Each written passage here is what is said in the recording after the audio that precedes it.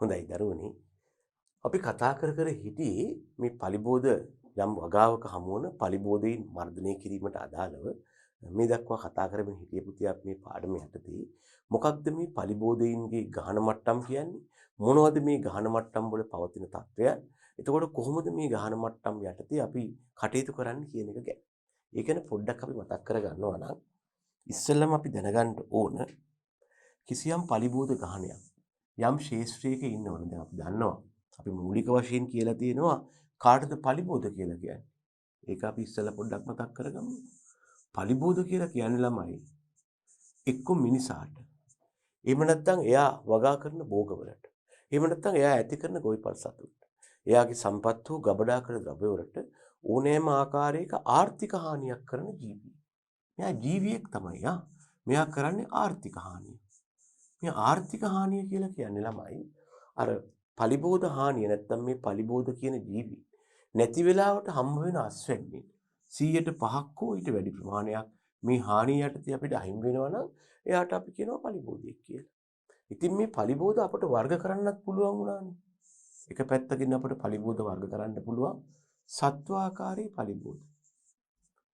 ඒ වගේම තව කණ්ඩායමක් තමයි ළමයි වල් පැලෑටි.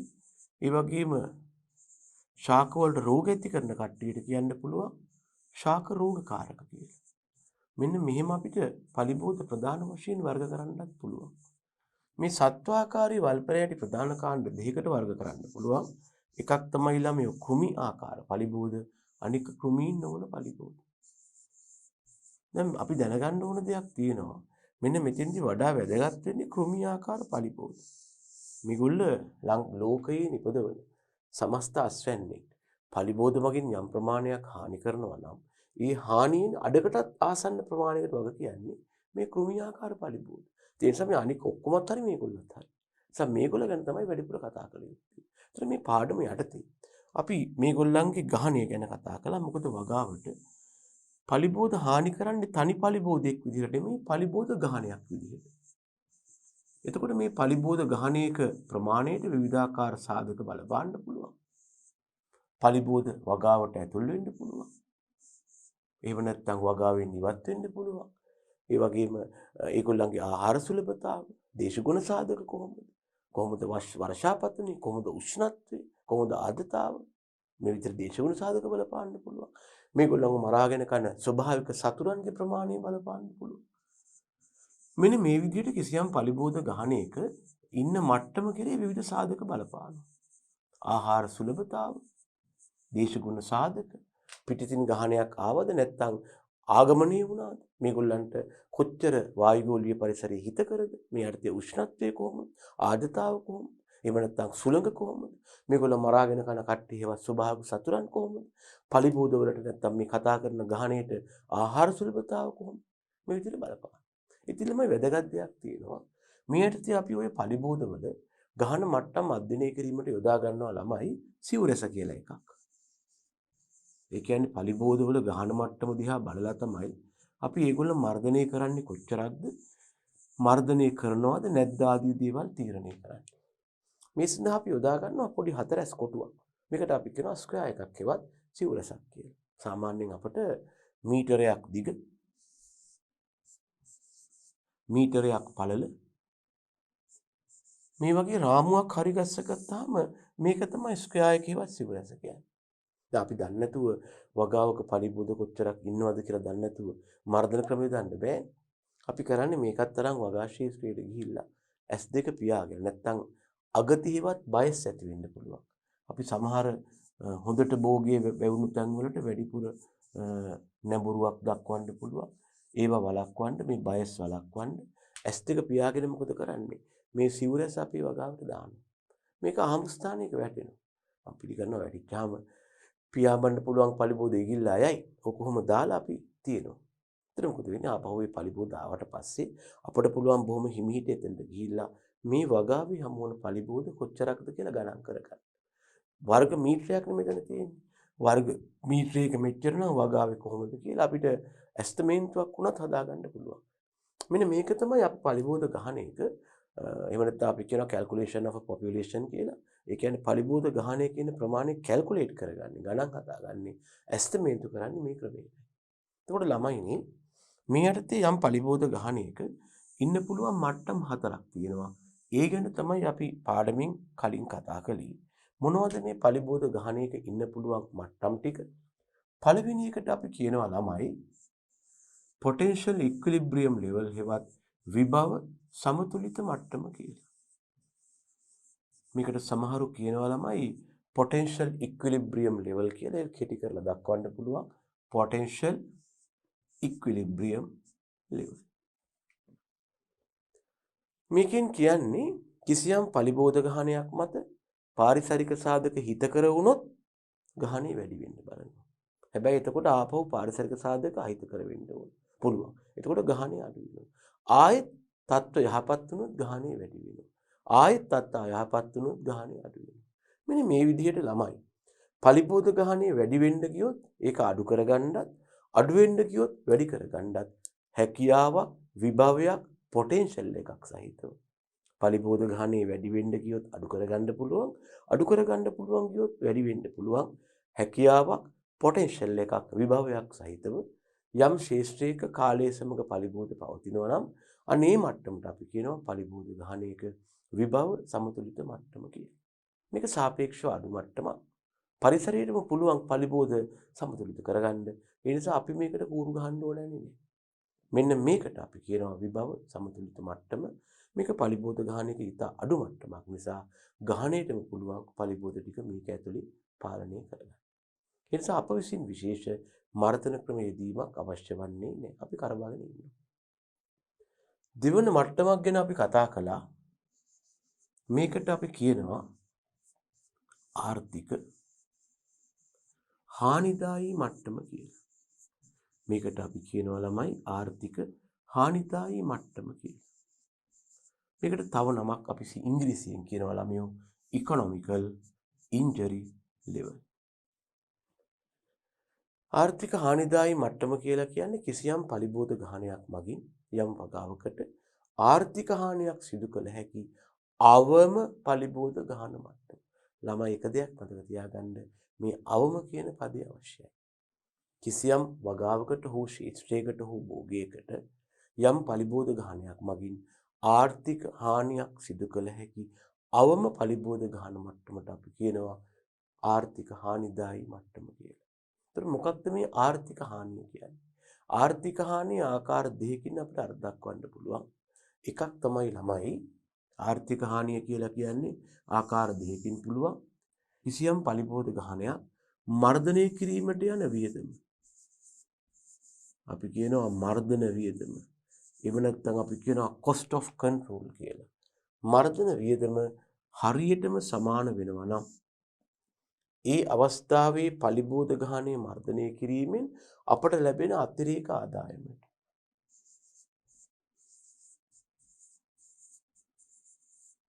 මෙන්න මේකට අපි කියනවා ගහණයේ ආර්ථික හානිදායී මට්ටම. නැත්නම් ඉකොනොමිකල් ලෙවල් එක කියන්නේ මේකයි. දැන් මෙහෙම හිතන්නකෝ. යම් වගාවක් කිසියම් පලිබෝධ ගහණයක් ඉන්නවා. මේගොල්ලෝ මර්ධනය කරන්න යනවා රුපියල් 100ක්. මම මේ උදාහරණයක් කියන්නේ. මේ ඉලක්කම කිසිසේත්ම ඇප්ලිකබල් නැහැ. මම නිකන් කට්ටාවට කියන්නේ රුපියල් 100ක් යනවා. අපි රුපියල් 100ක් දීලා තමයි පලිබෝධ මර්ධනය කරන්නේ. රුපියල් 100ක් දීලා පලිබෝධ මර්ධනය කරපුවාම යම් පලිබෝධ ගහණයක් මැරෙනවා. හැබැයි ඔය පලිබෝධ ගහණේ හිටියනම් අපි අස්වැන්න කනවා. අපේ අස්වැන්න කෑවනම් රුපියල් 100ක් අහිමි වෙන්න තිබ්බා. හැබැයි මර්ධනය කරපුවාම ඒ 100 අපට ඉතුරු වෙනවා ළමයි. එහෙනම් පලිබෝධ මර්ධනය කිරීම නිසා මට ලැබෙන අතිරේක ආදායම රුපියල් 100යි. ආදායමයි වියදමයි සමානයි. දැනගන්න ළමයෝ මිනිස්සුන්ගේ මූලික ලක්ෂණයක් තමයි මිනිස්සු තීරණ ගන්නේ මාජින් එකකදී. ඕනම මිනිස්සෙක්ගේ ලක්ෂණයක් තමයි ආර්ථික විද්‍යාවේදී මිනිස්සු කල් තියා තීරණ ගන්නෙත් නැහැ, පහුවෙලා තීරණ ගන්නෙත් නැහැ. හරියට මාජින් එකේ තීරණ ගන්න. මේක කරනවද නැද්ද කියන එක තීරණය කරන්න මෙන්න මේ අවස්ථාවේ. අනේ නිසා මේ මාජින් එක වැදගත් වෙනවා. දැන් උදාහරණයක් කියනවා නම් බොහෝ වෙලාවට අත්දැකීමක් තියෙනවා රාජ්‍ය සේවය තුළ හුඟක් ඔය තනතුරු වලට ශිෂ්‍යෝ ලියාපදිංචි වෙන්න ඉල්ලුම් පත්‍ර දාන්න ගියාම බහුතර සංඛ්‍යාවක් ඉල්ලුම් පත්‍ර දාන්නේ අවසාන දවසේ ක්ලෝසින් ඩේට් එක දවසේ. එතකන් ඔය කල්ලාරයර ඉන්නවා.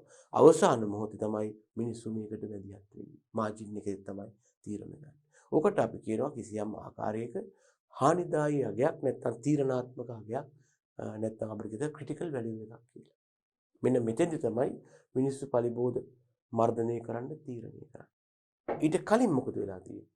රුපියල් 100ක් දාලා වියදම් කරලා මර්ධනය කළාට පලිබෝධ පොඩ්ඩ නම් ඉන්නේ. ඒ පලිබෝධ ටික මැරිච්චාම අහිමි වෙන්න තිබිච්ච ආදායම රුපියල් 50ක් නම් මිනිස්සු වැඩි කරන්නේ. කවුරුත් 100ක් වියදම් කරලා 50ක් ඉතුරු කරන්න යන්නේ නැහැ. 100ක් වියදම් කරනකොට අඩුම ගානේ 100වත් හම්බෙන්න. අන්න ඒකයි මේකේ කතාව. මම ආයෙත් කියනවා නම් කිසියම් වගාවක හමු වන පලිබෝධ මගින් නැත්නම් කිසියම් පලිබෝධ ගහණයක් මගින් භෝගයකට ආර්ථික හානියක් සිදු කළ හැකි අවම පලිබෝධ ගහන මට්ටම ආර්ථික හානිදායී මට්ටම. මේදී ඔය කියන ඉකොනොමිකල් ඩැමේජ් එකේවත් ආර්ථික හානි ආකාර දෙකකින් කතා කරන්න පුළුවන්. එකක් තමයි මම මේ කිව්වේ පලිබෝධ සඳහා යන මර්ධන වියදම එමගින් ලැබෙන අතිරේක ආදායමට හරියටම සමාන වන අවස්ථාව ආර්ථික හානිදායී මට්ටම. මේකම කියන්න පුළුවන් දෙවෙනි ක්‍රමයක් තියෙනවා ළමයි. පලිබෝධ ගහණය නැත්නම් පලිබෝධ හානිය නොමැති අවස්ථාවේ ලැබෙන අස්වැන්නේ 100% හෝ ඊට වැඩි ප්‍රමාණයක් පලිබෝධ ගහණය මගින් හානි කරනවා නම් අන්න ඒ පලිබෝධ ගහණය ආර්ථික හානිදායී මට්ටම. අපේ පලිබෝධ අර්ධක් වනකොටත් මේ 105ක වගේ ආවා. මොකක්ද මේ දෙකේ තියෙන රිලේෂන්ෂිප් එක නැත්නම් සම්බන්ධය? අපි උපකල්පනය කරනවා කිසියම් පලිබෝධයක් මර්ධනය කිරීමට යන වියදම කිසියම් පලිබෝධයක් මර්ධනය කිරීමට යන වියදම ඒ පලිබෝධයාගේ හානිය මගින් සිදුවන නැත්නම් පලිබෝධය හානි කරපුවාම සිදුවන අස්වැන්නේ වටිනාකම කොච්චරක්ද? පලිබෝධ හානිය නොමැති අවස්ථාවේ ලැබෙන අස්වැන්නේන් 105ක් කියලා. මම ආයෙත් කියනවනම් කිසියම් පලිබෝධ ගහණයක් ශේෂ්ත්‍රයේ නැත්නම් යම් අස්වැන්නක් ලැබෙනවා, විකුණපුවාම යම් ආදායමක් ලැබෙනවා. පලිබෝධ ගහණයක් ඉන්න වෙලාවක ඒ අස්වැන්නේ 105ක් හෝ ඒ ආදායම පලිබෝධ ගහණය මගින් අයින් වෙනවා නම් ඒක තමයි ආර්ථික හානිදායී මට්ටම. මේ 105 කතාව මේකට සම්බන්ධ වෙන්නේ කොහොමද? අපි විශ්වාස කරනවා යම් පලිබෝධයක් මර්ධනය කිරීමට යන වියදම. මොකද මේක නියතයක් වෙනවා. යම් පලිබෝධ ගහණයක් මර්ධනය කිරීමට යන වියදම ඒ පලිබෝධ හානිය නොමැති අවස්ථාවේ ලබාගත හැකි තිබූ අස්වැන්නේ 105ක වටිනාකමක් කියලා. මොකද මේක නියතයක් වෙනවා කියන්නේ ළමයි. හුඟක් වෙලාවට මේ කතාව කරද්දී පලිබෝධ එක්කෙනෙක් හිටියත් 10ක් හිටියත් 100ක් හිටියත් අපි මිනිස්සේ කුලියට ගත්තොත් ඒ පලිබෝධ මර්ධනය කරන්න කම්කරුවෙක් ගත්තොත් එයාට ගෙවන වේතනය එකයි. එහෙම නැත්නම් කෙමිකල් එකක් දාන්න ගියත් අපි යොදන සාන්ද්‍රණයේ අපි යොදන මාත්‍රාවක් තියෙනවා, ඩොසේජ් එකක් තියෙනවා. පලිබෝධ අඩුද වැඩිද කියලා කතාවක් නැහැ. අපි කිව්වොත් මේ පලිබෝධ නාශකය මිලිලීටර් 25ක් ජල ලීටර් 10ක දිය කරන්න කියලා පලිබෝධ හිටියත් නැතත් ඒක ෆික්ස් රේට් එකක්. ඒ නිසා ඒකට න කොස්ට් එක නියතයක් වෙනවා. මේ නිසා දැනගන්න පලිබෝධ ගහණය කුමක් හෝ වේවා මර්ධන වියදම නියතයක් වෙනවා. ඒක අපි කැල්කියුලේට් කරන්නේ පලිබෝධ හානිය නොමැති අවස්ථාවේ ලැබෙන අස්වැන්නේ 105ක කොස්ට් එකක් විදිහට. හරිද? ඔන්න නම් අපි කතා කළා ආර්ථික හානිදායී මට්ටම ගැන. මේක ගැන මම එදා විස්තර කරලා ඇති. තුන්වෙනි මට්ටම තමයි ළමයෝ පලිබෝධ ගහණයක පැවතිය හැකි ආර්ථික දේහලීය මට්ටම. මේකට අපි කියනවා ආර්ථික දේහලීය මට්ටම කියලා. මේකට සමහරු කියනවා economical threshold level කියලා. ඒ කියන්නේ කිසියම් පලිබෝධ ගහණයක් මෙන්න මේ මට්ටමට පහලින් තියාගන්න එකයි වැදගත් වෙන්නේ. මොකේදද? ආර්ථික හානිදායී මට්ටම. එහෙම පහලින් තියාගන්න යම් පලිබෝධ ගහණයක් යටතේ මර්ධන ක්‍රම යොදලා හරියන්නේ නැහැ. මොකද ගහණය තව පොඩ්ඩක් වැඩි වෙලා තමයි මර්ධනය වෙන්නේ. එතකොට මේ යගේ ඉක්මවා යන්න පුළුවන්. එහෙමනම් කිසියම් පලිබෝධ ගහණයක් මේ යගේ ඉක්මවා යන එක වළක්වන්න මර්ධන ක්‍රම යොදන්න ඕන ගහණය මෙතනට ඉස්සරලා. හරියට මම උදාහරණයකුත් කිව්වා. මොකක්ද? අපිට බස් එකක ඉස්සරහා හෝල්ට් එකෙන් බහින්න ඕන නම් අපි බෙල් එක අදින්න ඕන හෝල්ට් එකට එන්න කලින්.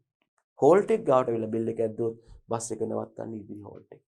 ඒ වගේ අපිට පලිබෝධ ගහණය මෙතනින් කලින් තියාගන්න ඕන නම් මෙතනට යන එක වළක්ව ගන්න ඕන නම් මෙතනට කලින් මර්ධන ක්‍රම යොදන්න ඕන. කිසියම් පලිබෝධ ගහනයක් ආර්ථික හානිදායී මට්ටමට ළඟා වීම වළක්වන්න නැත්නම් මේක ඉක්මවා යන එක වළක්වන්න යම් ශේෂ්ත්‍රයක මර්ධන ක්‍රම යෙදිය හැකි උපරිම පලිබෝධ ගහන මට්ටම. මෙතන එන වචනේ උපරිම. එතන පහුවෙලා බෑ කියන එකයි. මෙතන එන වචනේ අවම. උපරිම පලිබෝධ ගහන මට්ටම ආර්ථික දේහලීය මට්ටම වෙනවා. දේහලීය මට්ටමේදී මර්ධන ක්‍රම ආරම්භ කරපුවාම ගහණය තව පොඩ්ඩක් ඉස්සරහට ගිහිල්ලා ආර්ථික හානිදායී මට්ටම ඉක්මවා නොගිහින් නවතිනවා. හරිද? අපි කතා කළා පලිබෝධ ගහණයක පැවතිය හැකි හතරවෙනි මට්ටමක්. ඕකට අපි කිව්වා එපිඩමික් ලෙවල් එක හෙවත් වසංගත මට්ටම කියලා. මේකට අපි කියනවා එපිඩමික් ලෙවල් එක හෙවත් සමහරු කියනවා EL කියලා.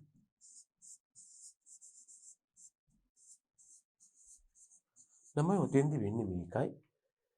සමහර වෙලාවට පරිසරයේ හිතකර වෙලා ස්වභාවික සතුරන් මර්ධනය වෙලා එහෙම නැත්නම් වෙනත් අපි වගාවිදි කරන වැරදි ක්‍රියාවක් මගින් මොකද වෙන්නේ? සමහර අවස්ථාවට පලිබෝධ ගහණය අනපේක්ෂිත විදිහට ඉහළ ගිහිල්ලා යම් වගාවක හමුවන විශාල මට්ටමක් දක්වා යන්න පුළුවන්.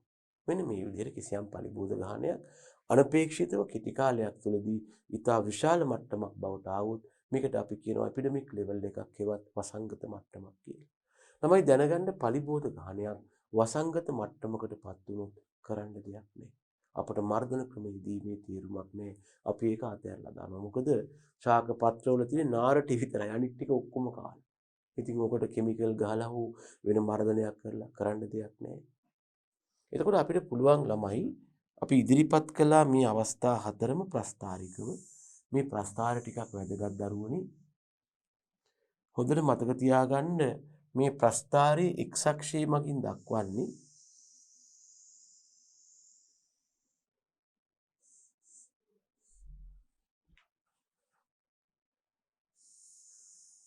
y අක්ෂය මගින් දක්වන්නේ මොනවද කියන එක ගැන අපට අවබෝධයක් තියෙන්න ඕන. මේ තියෙන්නේ අපි අඳින්න යන ප්‍රස්තාරය නම් මේකේ අක්ෂ ගැන අපට අවබෝධයක් තියෙන්න ඕන.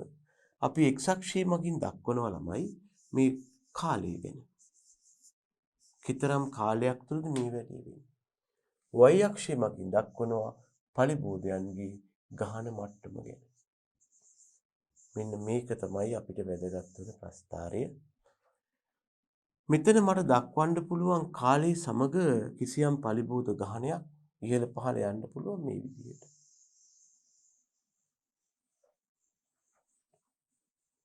ඔන්න ඔය විදිහට. කිසියම් රටාවකින් තොරව කාලයත් එක්ක පලිබෝධ ගහණය හැසිරෙන්න පුළුවන්. මේ වගේ ප්‍රස්තාරයක මට පලිබෝධ ගහණයක පැවතිය හැකි මට්ටම් 4 දක්වන්න පුළුවන්. මේ විදිහට ගහණය ඉහළ ගියොත් අඩු කරගන්නටත් අඩු වුණොත් ඉහළ යවා ගන්නටත් ස්වභාවික හැකියාවක් හෙවත් විභවයක් තියෙන සාපේක්ෂව අඩු පලිබෝධ ගහන මට්ටම විභව සමතුලිත මට්ටමයි. මේක සාපේක්ෂව අඩු මට්ටමක් නිසා මර්ධන ක්‍රම යෙදීම වැදගත් වන්නේ නැහැ. එහෙම නෙවෙයි. කිසියම් පලිබෝධ ගහනයක් මගින් යම් වගාවකට ආර්ථික හානියක් සිදු කළ හැකි අවම පලිබෝධ ගහන මට්ටමට අපි කියනවා ආර්ථික හානිදායී මට්ටම කියලා. මෙන්න ඒ ආර්ථික හානිදායී මට්ටම.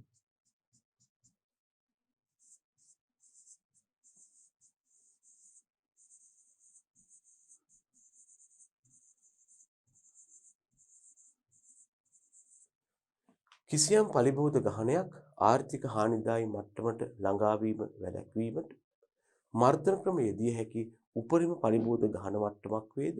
ඒකට අපි කියනවා ආර්ථික දේහලීය මට්ටම කියලා. මෙන්න ආර්ථික දේහලීය මට්ටම.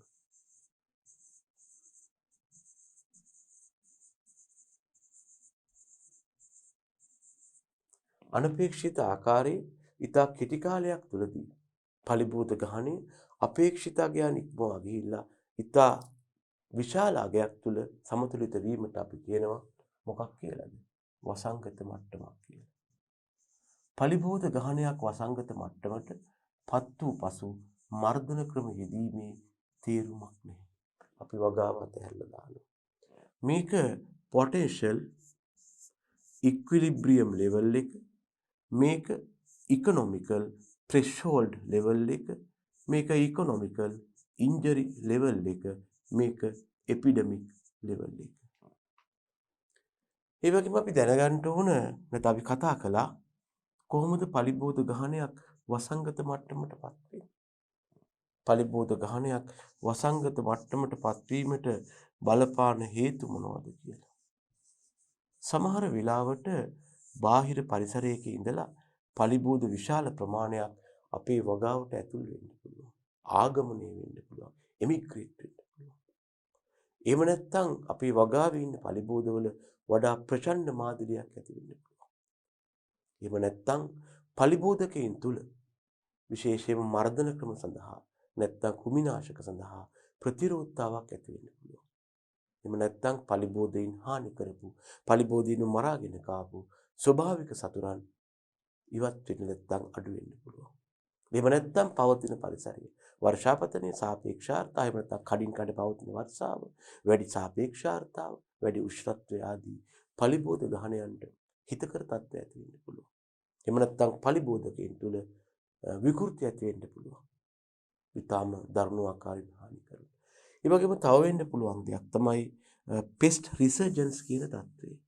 එහෙම නැත්නම් වෙන්න පුළුවන් දෙයක් තමයි මේ පලිබෝධනාශක යෙදීමත් එක්ක තියෙන ගැටලුවක් පෙස්ට් රිසර්ජන්ස් කියන තත්ත්වය.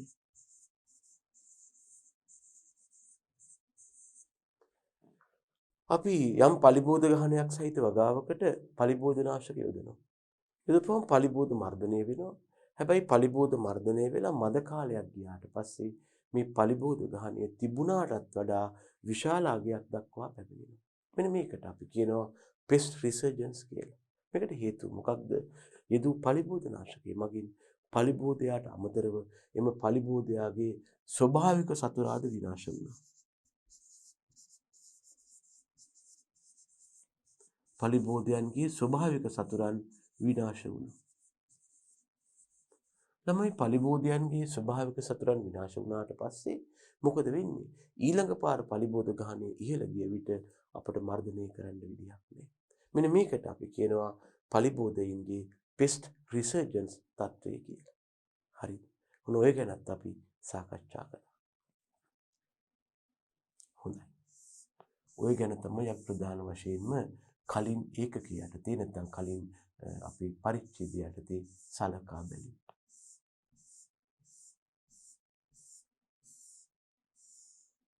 දැන් අපි කතා කරන්න යන්නේ දැන් පලිබෝධ ඉන්නවනම් ඒගොල්ල මගින් අපේ වගාවට ආර්ථික හානිදායී මට්ටමට වඩා වැඩි හානියක් කරනවා නම් කොහොමද අපි ඒගොල්ලන්ගේ ගහනය පාලනය කරන්න කියන්නේ.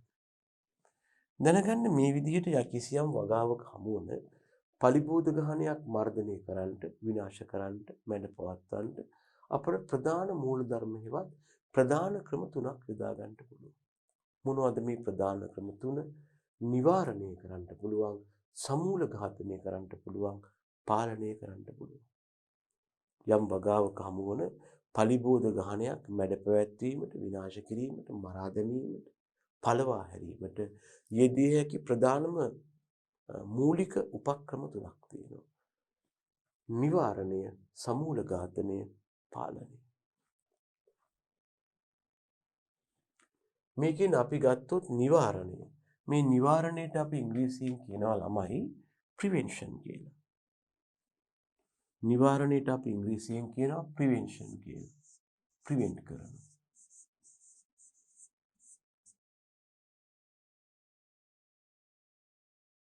යම් සලකා බලන ශාස්ත්‍රයකට බාහිරින් පලිබෝධ ඇතුල් වෙන එක පූර්ණව වළක්වා ගන්නවා. දැන් හිතන්න මෙන්න මෙහෙම වගා ශාස්ත්‍රයක් තියෙනවා කියලා ළමයි. මේ වගා ශාස්ත්‍රයට බාහිරින් පලිබෝධ එන්න පුළුවන්. මේ එන එක අපි සම්පූර්ණයෙන්ම වළක්වනවා නම් මේකට අපි කියනවා පලිබෝධ නිවාරණය කියලා. යම් සලකා බලන වගා ශාස්ත්‍රයකට බාහිරින් පලිබෝධ ඇතුල් වෙන එක සම්පූර්ණයෙන්ම બ્લોක් කරනවා නම්, සම්පූර්ණයෙන්ම වළක්වනවා නම් ඒකට අපි කියනවා පලිබෝධ නිවාරණය කියලා. දැන් මෙහිමයි. කුඩා පරිමාණ මල් පෝච්චියකට, කුඩා පාත්තියකට මේක ප්‍රැක්ටිකල් වෙන්න පුළුවන්. අපිට පුළුවන් පොඩි පාත්තියක් හරි මල් පෝච්චියක් හරි ගත්තාම ඕක කවර් කරලා හරි දැලක් ගහලා හරි ඕකට සම්පූර්ණයෙන් පලිබෝධ පිටින් එන එක කවර් කරන්න. හැබැයි ඔයාම හිතන්න අක්කර 100ක වගාවකට හෙක්ටයාර් 100ක වගාවකට මේක ප්‍රැක්ටිකල්ද? මේක ආර්ථිකද? මේක ප්‍රායෝගිකද? එහෙමනම් කොහොමද කරන්නේ? මුළු අක්කර 100 වටේම ලොකු දැලක් ගහලා ලොකු ගයක් වගේ හදලා ප්‍රැක්ටිකල්. අනික ඔයා කළා කියලා හිතන්නකෝ. ඒකට යන වියදම දැනගන්න කෘෂිකර්මාන්තයේදී වැඩක් කරනකොට ළමයි එක පැත්තකින් මේක ප්‍රැක්ටිකල් වෙන්න ඕන, කළ හැකි වෙන්න ඕන. අනික් පැත්තෙන් මේක කළත් ප්‍රායෝගික වුණත් කළත් මේක ඉකොනොමිකල් වෙන්න ඕන. ප්‍රැක්ටිකල් සෑම දෙයක්ම ඉකොනොමිකල් නැත. ඉකොනොමිකල් සෑම දෙයක්ම ප්‍රැක්ටිකල් නැත. හැබැයි කෘෂිකර්මාන්තයේදී යම් දෙයක් යොදා ගන්නවා නම් එක පැත්තකින් ඒක ප්‍රැක්ටිකල් වෙන්න ඕන, ප්‍රායෝගික වෙන්න ඕන. අනික් පැත්තෙන් අපිට හම් වෙන ආදායම හා වියදමත් එක්ක ගැලපෙන්නවත් ආර්ථික වෙන්න ඕන. සමහර ප්‍රායෝගික දේවල් ආර්ථික නේ. සමහර ආර්ථික දේවල් ප්‍රායෝගික නේ. ඒ නිසා මෙතෙන්දි වෙලා තියෙන්නේ මොකක්ද? මේ නිවාරණය හේවත් ප්‍රිවෙන්ෂන් කියන එක ආර්ථිකත් නැහැ, ප්‍රායෝගිකත් නැහැ. මහා පරිමාණව කරන්නත් බෑ. යන වියදමත් දිහා බලපුවාම භෝගයෙන් හම්බෙන අවුට්කම් එක නැත්තම් භෝගයෙන් හම්බෙන අස්වැන්නේ මේ වියදම පියව ගන්න බෑ. තේරුමක් නැහැ. ඒ නිසා අපි නිවාරණය ගැන තවදුරටත් කතා කරන එක වැඩක් නෑ. කරන්න බැයි නම් කළත් ලොකු වියදමක් නම් තේරුමක් නෑ. මම ඒක අතහැරලා දානවා. පලිබෝධ මර්ධනය කිරීමට යෙදිය හැකි දෙවන උපක්‍රමයට අපි කියනවා ළමයෝ සමූල ඝාතනය කියලා. මේකට සමහරු කියනවා ළමයි එක්ස්ටර්මිනේෂන් කියලා. මේකට සමහරු කියනවා ළමයි එක්ස්ටර්මිනේෂන් කියලා.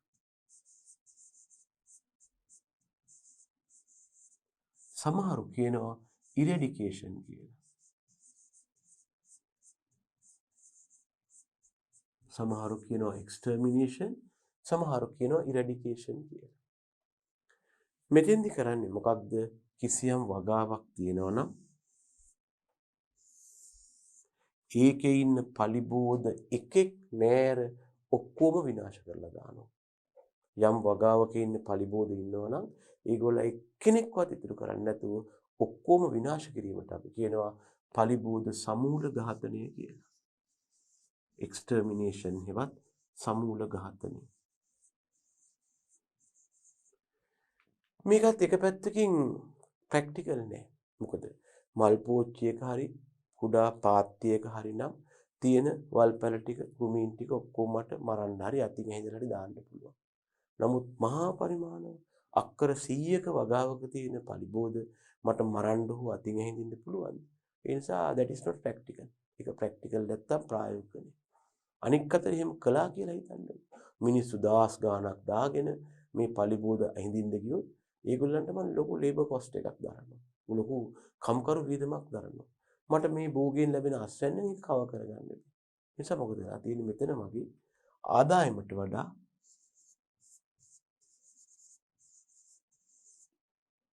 වියදම වැඩි වෙලා තියෙනවා. ආදායමට වඩා වියදම වැඩි වෙන දේවල් වලට අපි කියන්නේ ආර්ථික නොවන දේවල්, non economical activities. ඒක කරන එක තේරුමක් නැහැ. ඊට වඩා හොඳ අනිකා හිටියන. ඒ නිසා දැනගන්න මෙන්න මේ හේතුව නිසා සමූල ඝාතනයේ හෙවත් එක්ස්ටර්මිනේෂන් හෙවත් ඉරැඩිකේෂන් උත් අපි භාවිතා කරන්නේ ආර්ථිකත් නැහැ, ප්‍රායෝගිකත් නැහැ. අපි එනවා තුන්වෙනි ක්‍රමයට. තුන්වෙනි ක්‍රමය තමයි පලිබෝධ පාලනය. මේකට අපි කියනවා control of pests කියලා.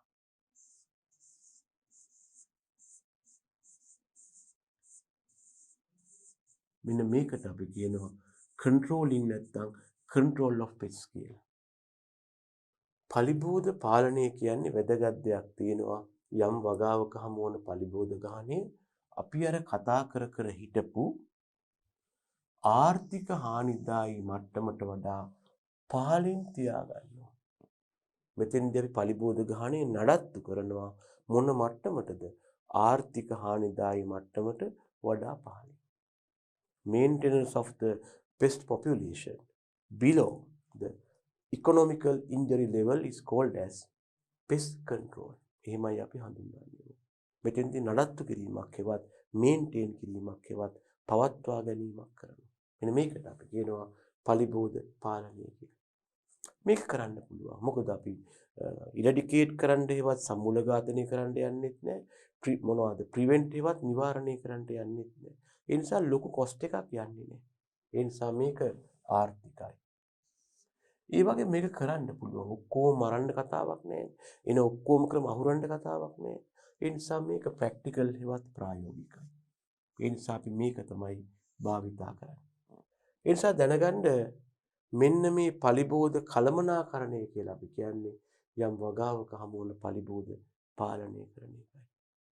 පලිබෝධ පාලනය කියලා කියන්නේ අනුව කිසියම් වගාවක හමු වන පලිබෝධ ගාණය, නැත්නම් යම් භෝගයක හමු වන පලිබෝධ ගාණය, නැත්නම් යම් ශේෂ්ත්‍රයක හමු වන පලිබෝධ ගාණය ආර්ථික හානිදායී මට්ටමට වඩා පහළින් පවත්වා ගන්න.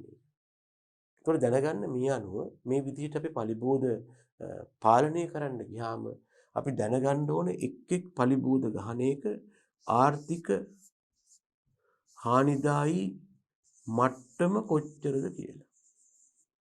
ඉතින් මේ සඳහා කිසියම් ආකාරයක ගයිඩ්ලයින් සපයනවා ඒ වගාවන්ට මොනවද රෙස්පොන්සිබල් වෙන නැත්නම් වගකීම දරන පර්යේෂණ ආයතන විසින්. දැන් වී වගාව ගත්තොත් වී වගාවේ පලිබෝධ ගොඩක් හිටියට ප්‍රධාන පලිබෝධ ඉන්නේ කීප දෙනෙක්. ගොක් මැස්ස වෙන්න පුළුවන්. දුඹුරු පැලකීඩෑව වෙන්න පුළුවන්. කොළ හකුලන දලඹුවා වෙන්න පුළුවන්.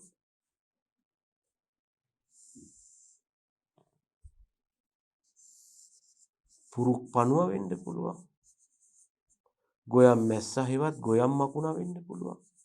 මෙන්න මේ විදිහට ඕනෑම වගාවකට හානි කරන මේජ පෙස්ලා හෙවත් කී පෙස්ලා ඉන්නවා. මේගොල්ලන්ට කියනවා මේජ පෙස්ලා හෙවත් කී පෙස්ලා කියලා. මේක ඩික්ලෙයා කරන්නේ කෘෂිකර්ම දෙපාර්තමේන්තුව විසින්. ඒක අවශ්‍යතාව අනුව අඩු වැඩි වෙන්න පුළුවන්. මම උදාහරණයක් ගත්තා. ඒගොල්ලෝ කරන්නේ මොකක්ද? අඩුම ගානේ මේ කී පෙස්ලා හෙවත් මේජ පෙස්ලටවත් කියනවා මෙන්න මේක තමයි ආර්ථික හානිදායී මට්ටම. ගොයම් ගහක පාදස්තේ අපි උදාහරණයක් ගත්තොත් දුඹුරු පැල කීඩෑව මෙච්චරක් ඉන්නවනම් 30ක් හරි 35ක් හරි ඉන්නවනම් මෙන්න මේකයි මට්ටම. ඒතකොට මේ මට්ටම ඉක්මවා ගියොත් ඔයා මර්ධනයට පෙළඹෙන්න. එහෙම නැත්නම් ඒක ෆොග් අමතක කරලා දාන්න. මොකද ඒක හානි මර්ධනය කරන්න යන්න ඕන වෙලාවක් නෙමෙයි. එහෙම නැත්නම් ඔයාට ආර්ථික දේහලී මට්ටම දෙනවා. මොකද කන්ට්‍රෝලින් යොදන දේහලී මට්ටමේ මේක තමයි වැලියු එක. මේක ඉක්මවා යන්න දෙන්නේ. ඔයා කරන්න ඕන මොකක්ද? එහෙනම් මේ පලිබෝධ කළමනාකරණය කියනම එකපාරට වගාවකට කඩා පැනලා කෙමිකල් ලියන් යන එක නෙවෙයි. අපි මේ ගැන නිතරම මොනිටර් කරන්න ඕන. වගාව පරීක්ෂා කරන්න ඕන. ඒක තමයි නිතරම දැන් ඔය සාර්ථකව භෝග වගා කරද්දී සාර්ථකව කෘෂි කර්මාන්තයේ දෙන මිනිස්සේ අද කුඹරට ගිහිල්ලා වපුරලා ආයේ ගොයන් කපන දාට යන එක නෙමෙයි වෙන්න ඕන. දිනපතා ඔහු ඒ වගාවත් එක්ක ජීවත් වෙන්න ඕන. පිළිගන්නවා අද තියෙන වත්මන් කාර්යබහුල සමාජයත් එක්ක ඔක කෙරෙන්නේ. අපිට අස්වැන්න අඩු වෙන්නේ හේතුවක් ඕක. අපි ලොකු වියදමක් දරුවට ලොකු යෙදවුම් ප්‍රමාණයක් යෙදුවට මෙන්න මේ අපේ අයි ඔබ්සර්වේෂන් එක නැත්තම් මොනිටරින් අඩුවීම වගාව අයාලේ යාමට හේතුවක් වෙනවා. අද අපි දන්නවා පූර්ණ කාලීනව ගොවිතැන් කරන කට්ටිය ගොඩක් අඩුයි. සෑම ගොවියෙකුම වගේ මේ තියෙන මිල මට්ටම් එක්ක මොකක් හරි සයිඩ් වැඩක් කරගෙන යනවා. එතකොට එයා කෘෂිකර්මාන්තයගේ වගාවට ලබා දෙන ප්‍රයොරිටි එක නැත්තම් ප්‍රමුඛත්වයේ මත ඒ සාර්ථකත්වය රැඳී පවතිනවා. සමහරු සලකන්නේ මේ කුඹුරක් කියලා කියන්නේ නිකන් ෆැක්ටරියක් වගේ. ඒක නිකන් ඕටෝමැටිකලි රන් වෙනවා කියලා නේ. ඒක ෆැක්ටරියක් වෙන්න පුළුවන්. හැබැයි එහෙමනම් ඒකට අවශ්‍ය වෙනවා කවුරු හරි කෙනෙක් නිරීක්ෂණය කරන්න. දිනපතා වගාවට ගිහිල්ලා අපි බලන්න ඕන ගොයන් ගස් වල කොච්චරක් පලිබෝධ ඉන්නවද? අපිට ඒ ගැන ගයිඩ්ලයින් එකක් තියෙනවා. අපි දන්නවා හරි. මෙන්න ඉන්න මට්ටම. අපි ඕනනම් සිවුරසක් නැතත් ආම්බු වශයෙන් වගාවෙන් තැන් කීපයකින් පඳුරු කීපයක් අරන් චෙක් කරනවා. චෙක් කරද්දී අපිට පේනවා මෙච්චර මේ ගානේ ඉන්නවා. එහෙනම් මෙන්න දැන් හරි මර්ධන ක්‍රම යොදන්න. අපි වහාම තීරණය කරනවා මේ වෙලාවට කිමිකල් හරි මොකක් හරි ඇප්ලිකේෂන් එකක්. එක සැරේම අපි කිමිකල් වලට යන්නේ නැහැ. ඒක තමයි අපේ අවසාන තුරුම්පු. මොනෝකට අපි කියනවා ළමයි ආර්ථික හානිදායී මට්ටම කියලා. හරිද? එතන මේ මට්ටම අපි එක භෝගවලට පොල් වගාවෙත් ඉන්නවා ප්‍රධාන පරිභෝග. පොල් රතු කුරුමිනියා වෙන්න පුළුවන්. පොල් කළු කුරුමිනියා වෙන්න පුළුවන්. පොල් දලඹුවා වෙන්න පුළුවන්. ඒගොල්ලන්ටත් මේ ආගයන් ඒ පර්යේෂණ ආයතන මගින් ඩිෆයින් කරලා තියෙනවා. තේ වගාව ගත්තොත් තේ වගාවේ ෂොට් හෝල් බෝර කුරුමිනියා හේවත් තේ ගුල්ල වෙන්න පුළුවන්.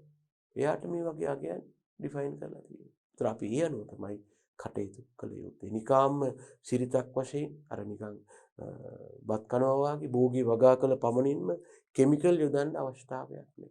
අපි ඒක එතකොට අපි අනවශ්‍ය විදිහට ලොකු වියදමක් දරනවා. පරිසර හානියක් කරනවා. ඒ වගේම අස්වැන්නට හානි කරනවා.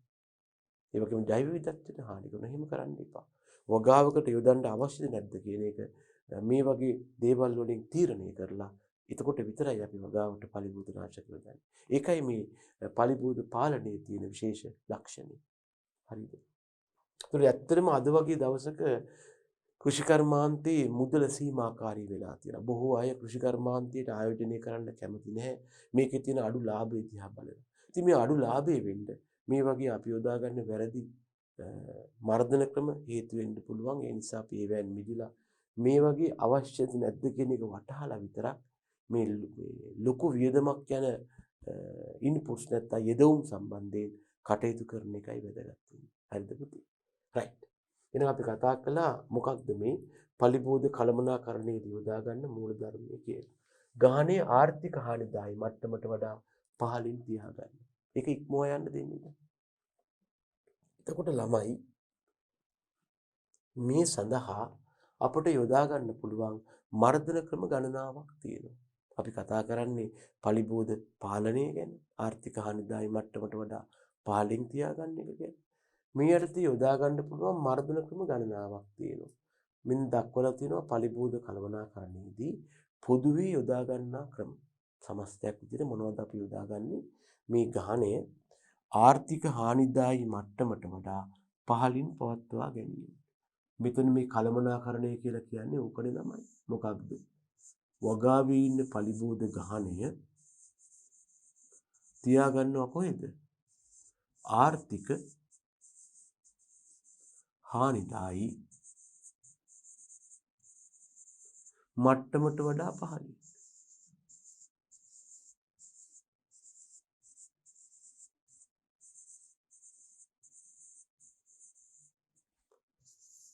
පවත්වා ගැනීම. මේකයි අපි මේ කරලා තියෙන්නේ. එතකොට ළමයි මේ සඳහා යොදා ගන්න පුළුවන් ක්‍රම ගණනාවක් තියෙනවා. මොනවද?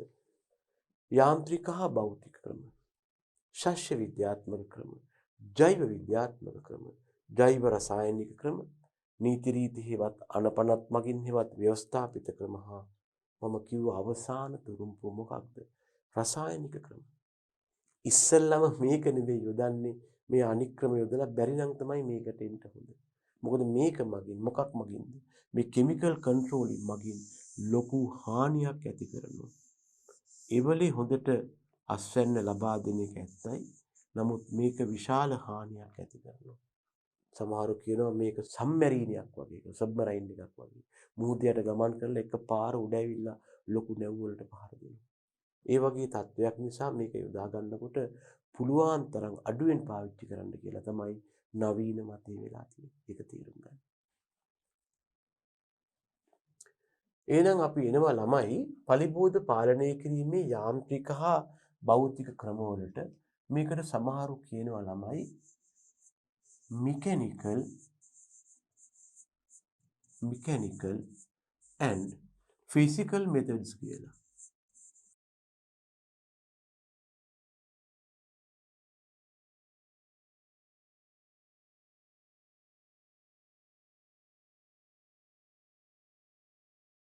pest controlling අපට එහෙම කියත හැකියි.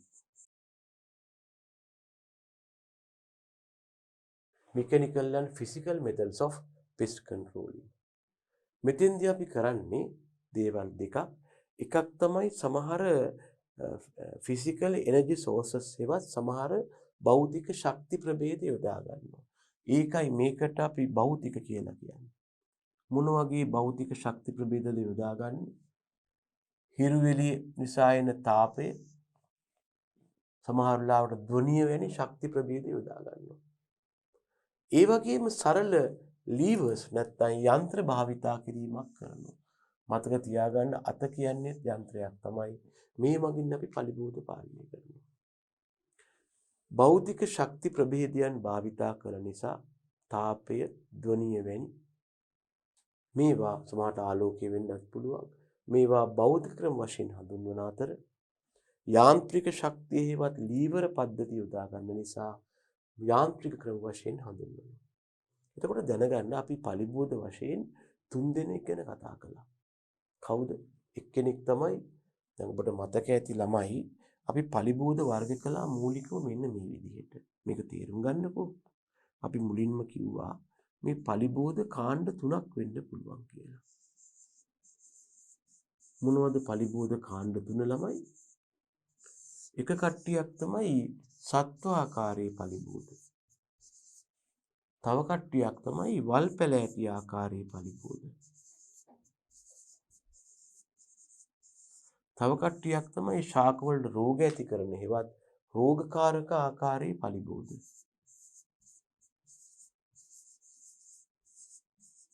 දැන් මේකෙන් අපි කතා කළා සත්වාකාරයේ පලිබෝධ ගැන.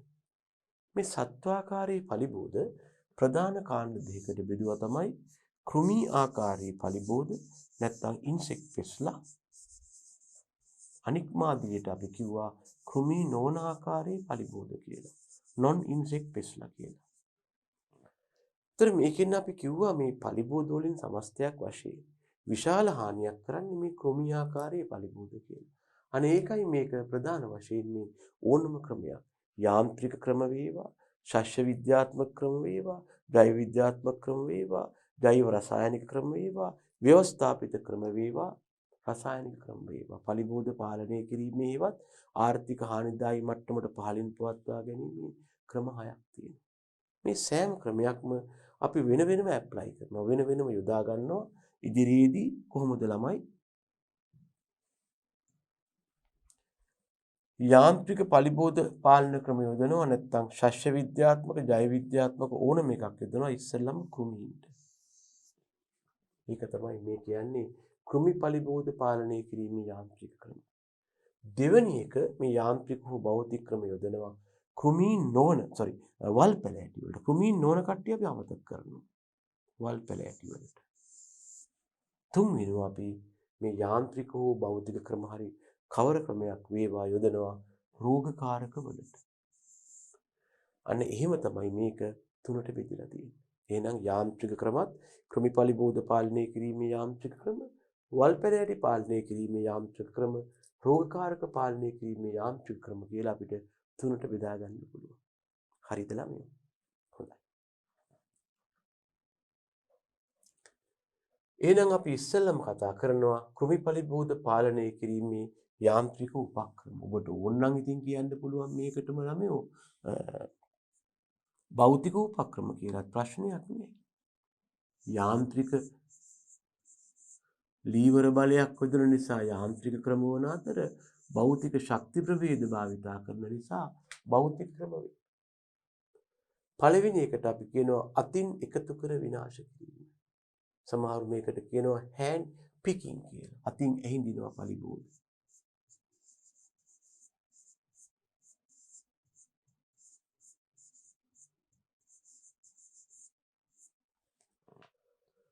අපට පියාඹන සූමුලන් නම් අතින් ඇහිඳින්න බෑ. ඒගොල්ලෝ පියාඹගෙන යනවා. හැරුණාම වගාවේ තියෙන බිත්තර, කීට, පිලා වැනි අවස්ථා අතින් එකතු කරලා විනාශ කරන්න පුළුවන්. මේක හැබැයි වඩාත් යෝග්‍ය වෙන්නේ සුළු පරිමාණ. උදාහරණයක් ගත්තොත් ළමයෝ ගෙවතු වගාවට ඊටාම ගැලපෙනවා.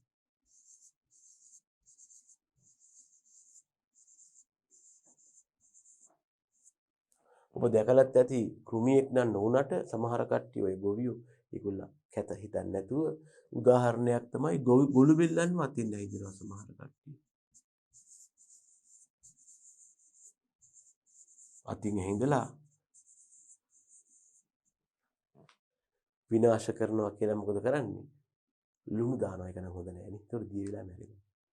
සමහර කට්ටිය ඔය කෙසෙල් ආශ්‍රිතව ඉන්න කෙසෙල් ගස්වල ඉන්නවනේ ගුල්ලන් වර්ග දෙකක් කෙසෙල් කඳ ගුල්ලා සහ කෙසෙල් අල ගුල්ලා කියලා.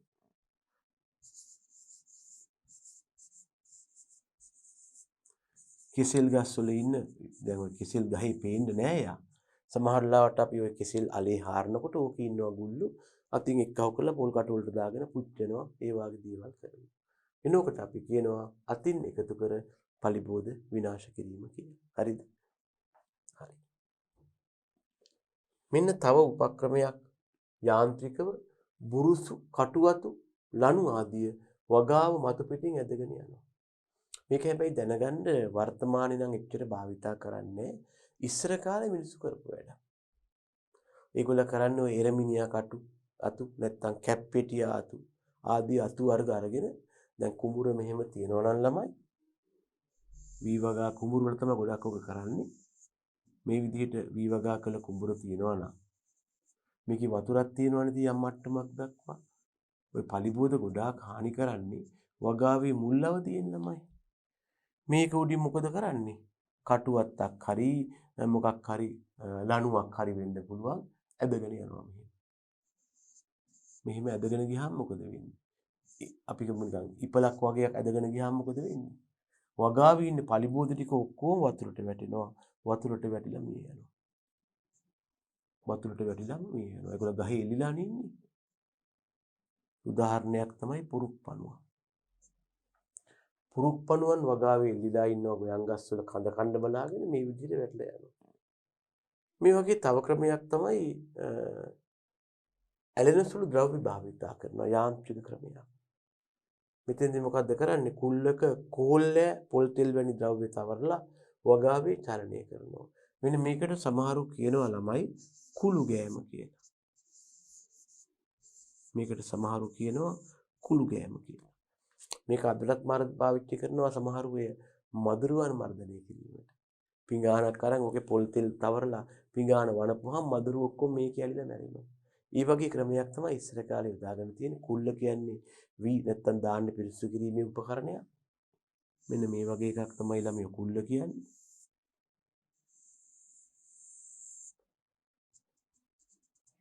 මේකේ ආලේප කරනවා කොහොල්ලේ හරි මොනවා හරි. මේ කුල්ලෙකින් පාවිච්චි කරන්න බෑ. ඊට පස්සේ කොහොල්ල ගාපුවාම. හැබැයි සමහර කුළු අලුත් දෙවියා කරන්නේ කොහොල්ල ගාලා තමයි. ඊළඟට මේක අරන් ගිහලා ගොවියෙක් මේක මෙහෙම කුඹුරේ වඩනවා. මොකද වෙන්නේ? විශේෂයෙන්ම පියාඹන ආකාරයේ කෘමි අපි කියනවා ෆ්ලයිං ඉන්සෙක්ට්ස්ලා කියලා. පියාඹන ආකාරයේ කෘමි මේ මගින් මර්ධනය වෙනවා.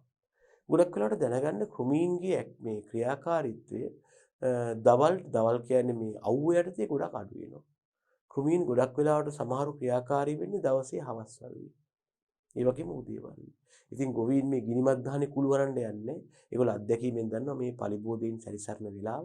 ඒ වෙලාවට ගිහිල්ලා මර්ධන ක්‍රම යොදනවා. දවල්ට ටිකක් තද අවුව යටතේ කෘමීන්ගේ ක්‍රියාකාරීත්වය ටිකක් අඩු වෙනවා. හරිද? මේක තමයි කුළු ගෑම කියලා ළමයි අපි හඳුන්වනවා. මේක සාම්ප්‍රදායික ක්‍රමයක්. යාන්ත්‍රික ක්‍රමය. ඊළඟට උගුල් ඇටෙම් දැනගන්න එක දෙයක් මම කියන්න කැමතියි ළමයි ඔය යාන්ත්‍රික ක්‍රම ගොඩාක් ප්‍රචලිත වෙලා තිබුණේ අතීතයේදී. මොකද ඒ කාලේ එච්චර කිමිකල්ස් හොයාගෙන තිබුණේ නැහැ. අද අපි දැන් මේ මොන දේවල් කතා කළත් මිනිස්සු බහුලව යොදාගන්නේ පලිබෝධ පාලනය කිරීමට මේ රසායනික ක්‍රම. මොකද ඒකට හේතුව ඒ ක්‍රම භාවිතා කරන එක හරි පහසුයි. මිනිස්සුන්ට කිසිම ගැටලුවකින් තොරව ඒ ක්‍රම පාවිච්චි කරන්න පුළුවන්. ඒ නිසා ගොඩාක් වෙලාවට මිනිස්සු ඒ ක්‍රමවලට ඇබ්බැහි වෙලා තියෙනවා. ඊළඟට තව එකක් තමයි උගුල් ඇටවීම. මේකෙන් අපි බහුල යොදා ගන්න උගුල් වර්ගයක් තමයි ළමයි. ආලෝක උගුල හෙවත් පහන් උගුල. ඔයාට මෙන්න මෙහෙම හදන්න පුළුවන් ආලෝක උගුලක්. ඔබට වගාවේ සකස් කරන්න පුළුවන්. මේ මගින් අපට ඉතා ඈත ඉන්න පලිබෝධ පවා මර්ධනය කරන්න පුළුවන්.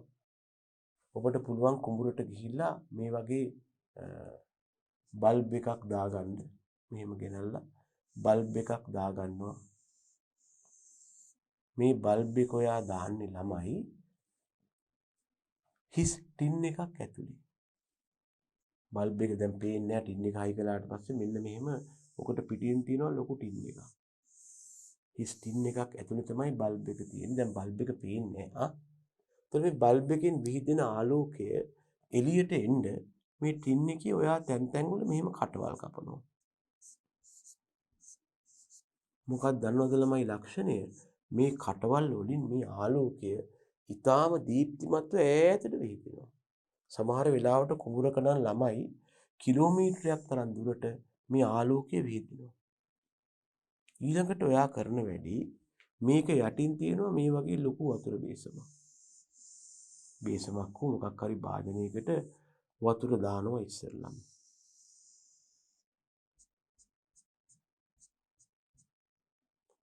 දාලා මේක උටින් තව හොඳට ඔයාට පුළුවන් එන්ජින් ඔයිල් තට්ටුවක්. ඒ කියන්නේ පාවිච්චි කරපු එන්ජින් ඔයිල් තියෙන අපි කළු තෙල් කියලා කියන්නේ.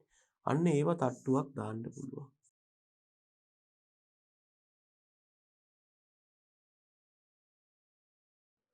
එතකොට ඕක තමයි බොහොම සරලව හදන්න පුළුවන් ආලෝක උගුල. එතකොට මොකද වෙන්නේ? අපි මේකේ එදිමහනේ තිබ්බහම විශේෂයෙන්ම මේකට අහු වෙන්නේ නිශාචර කෘමීන් බව දැනගන්න. නිශාචර කෘමීන් අපි කියනවා නොක්ටර්නල් ඉන්සෙක්ට්ස්ලා කියලා. නොක්ටර්නල් කියලා කියන ළමයි දවසේ රාත්‍රී කාලේ හැසිරෙන කට්ටිය තමයි මේකට අහු වෙන්නේ. දිවා කාලේ හැසිරෙන කට්ටිය අපි කරා ඩයර්නල් කට්ටිය මේකට අහු වෙන්නේ. මොකද ආලෝකේ නෑනේ. මේ නිශාචර කෘමීන්ගේ ලක්ෂණයක් තමයි ඒගොල්ලෝ හරියට ආලෝකයට ආකර්ෂණ. උදාහරණයක් ඔය පුරුක්පනුවා නිශාචර කෘමියෙක් හේතුව එයා මොත් කෙනෙක්නේ සලබේක්නේ. එයා නිශාචරයි. ඒත් මේ වගේ ආලෝක එතකොට සිරටෝගා සිරියල්ලා හේවත් වීපියා ඒගොල්ලත් නිශාචරයි. ඒගොල්ලෝ මොකද වෙන්නේ? මේ ආලෝකය දැකලා මේකට වේගෙන් පියා සමහරලාට ග්ලිනෝටල්ෆා ඇෆ්‍රිකානා හේවත් කවුද බිම්මූරා එයත් එහෙමයි. මේගොල්ලෝ වේගෙන් පියාඹගෙන ඇවිල්ලා මේ ආලෝකයට ආකර්ෂණය වෙලා මේ ටින් එකේ හැප්පිලා ටොක් ගාලා මොකද වෙන්නේ? මේ වතුරේකට වැටෙනවා. වැටෙන හැටි මෙයා ජලයේ ගිලෙනවා. ආය උඩ එන එක වළක්වනවා. මොකක් මගින්ද? ළමියෝ මේ දාලා තියෙන කළු තෙල් තට්ටුව මගින්. ඊට පස්සේ මොකද වෙන්නේ? එයා ජලයේ ගිලින් යනවා. අපිට තියෙන දිනපතා අලුතෙන් වතුර එකක් දාගන්න තමයි තියෙන්නේ. ඉතින් මේක හරි සාර්ථකයි. මේක ඉස්සර කාලේ යොදාගත්තා.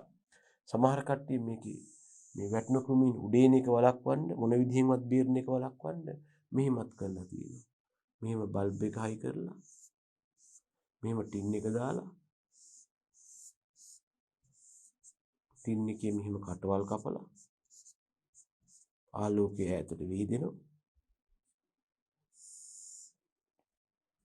එතකොට ළමයි මෙන්න මේ විදිහට කෘමීන් වැටුනහම ඒ වැටෙන කෘමීන් ආපහු වෙන එක වළක්වන්න මෙතන ටිකක් ලොකු පුනීලයක් වගේ එකක් හයි කරනවා මෙහෙම. මෙන්න මෙහෙම එකක් ළමයි. ඒ පුනීලයට පහලින් තමයි වතුර බේසම තියෙන්නේ. ඒ පුනීලයට පහලින් මෙන්න මෙහෙම වතුර බේසම තියෙනවා.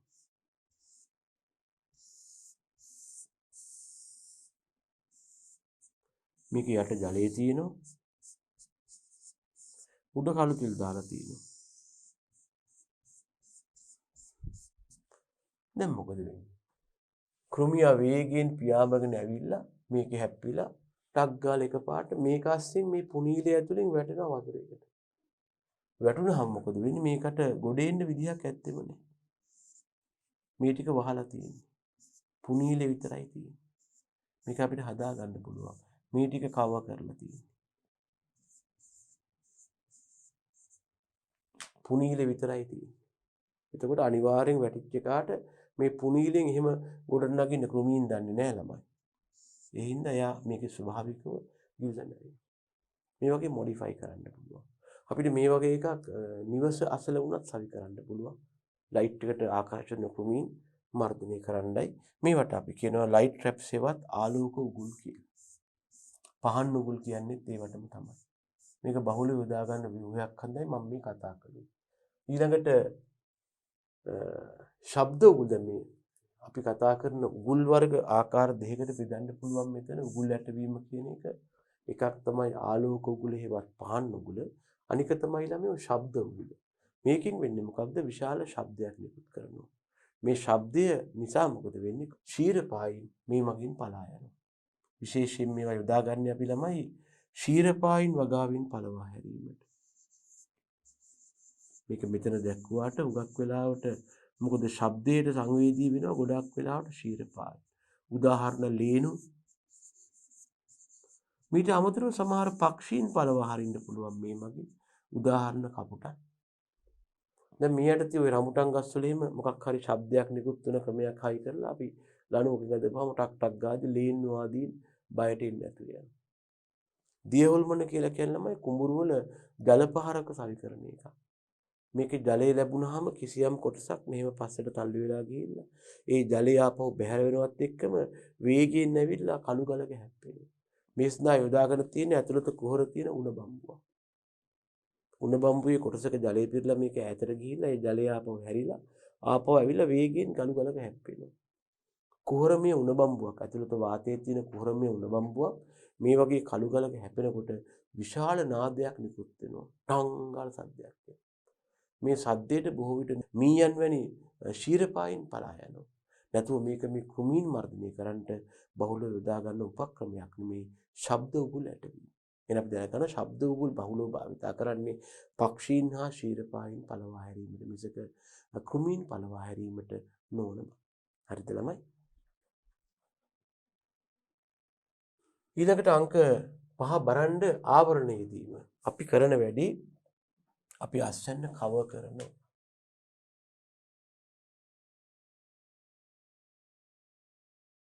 ආවරණය විදනවා. මේ කරවිල, වැටකොළු, පතෝල වැනි එළවලු වර්ග ඉල්මැස්සා. ඉල්මැස්සා කියලා කියන්නේ ළමයි නොවැම්බර් මාසයේදී හානිය බහුල වන එක්කෙනෙක්. එයාගේ විද්‍යාත්මක නාමය මම නිකන් කියන්නේ වැදගත් හින්දා බැක්ටෝසෙරා ඩෝසාලිස්. මම කියන්න කැමති ඉස්සර කාලේ මෙයාට කිව්වේ ඩැකස් කුකබිටේ කියලා.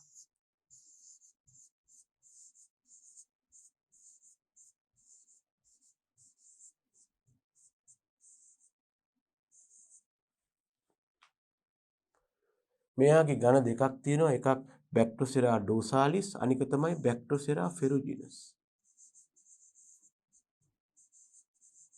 මේක ඇත්තටම ෆෙරුජිනස් තමයි මේ ගස් වලට වැඩිපුර හානි කරන්නේ.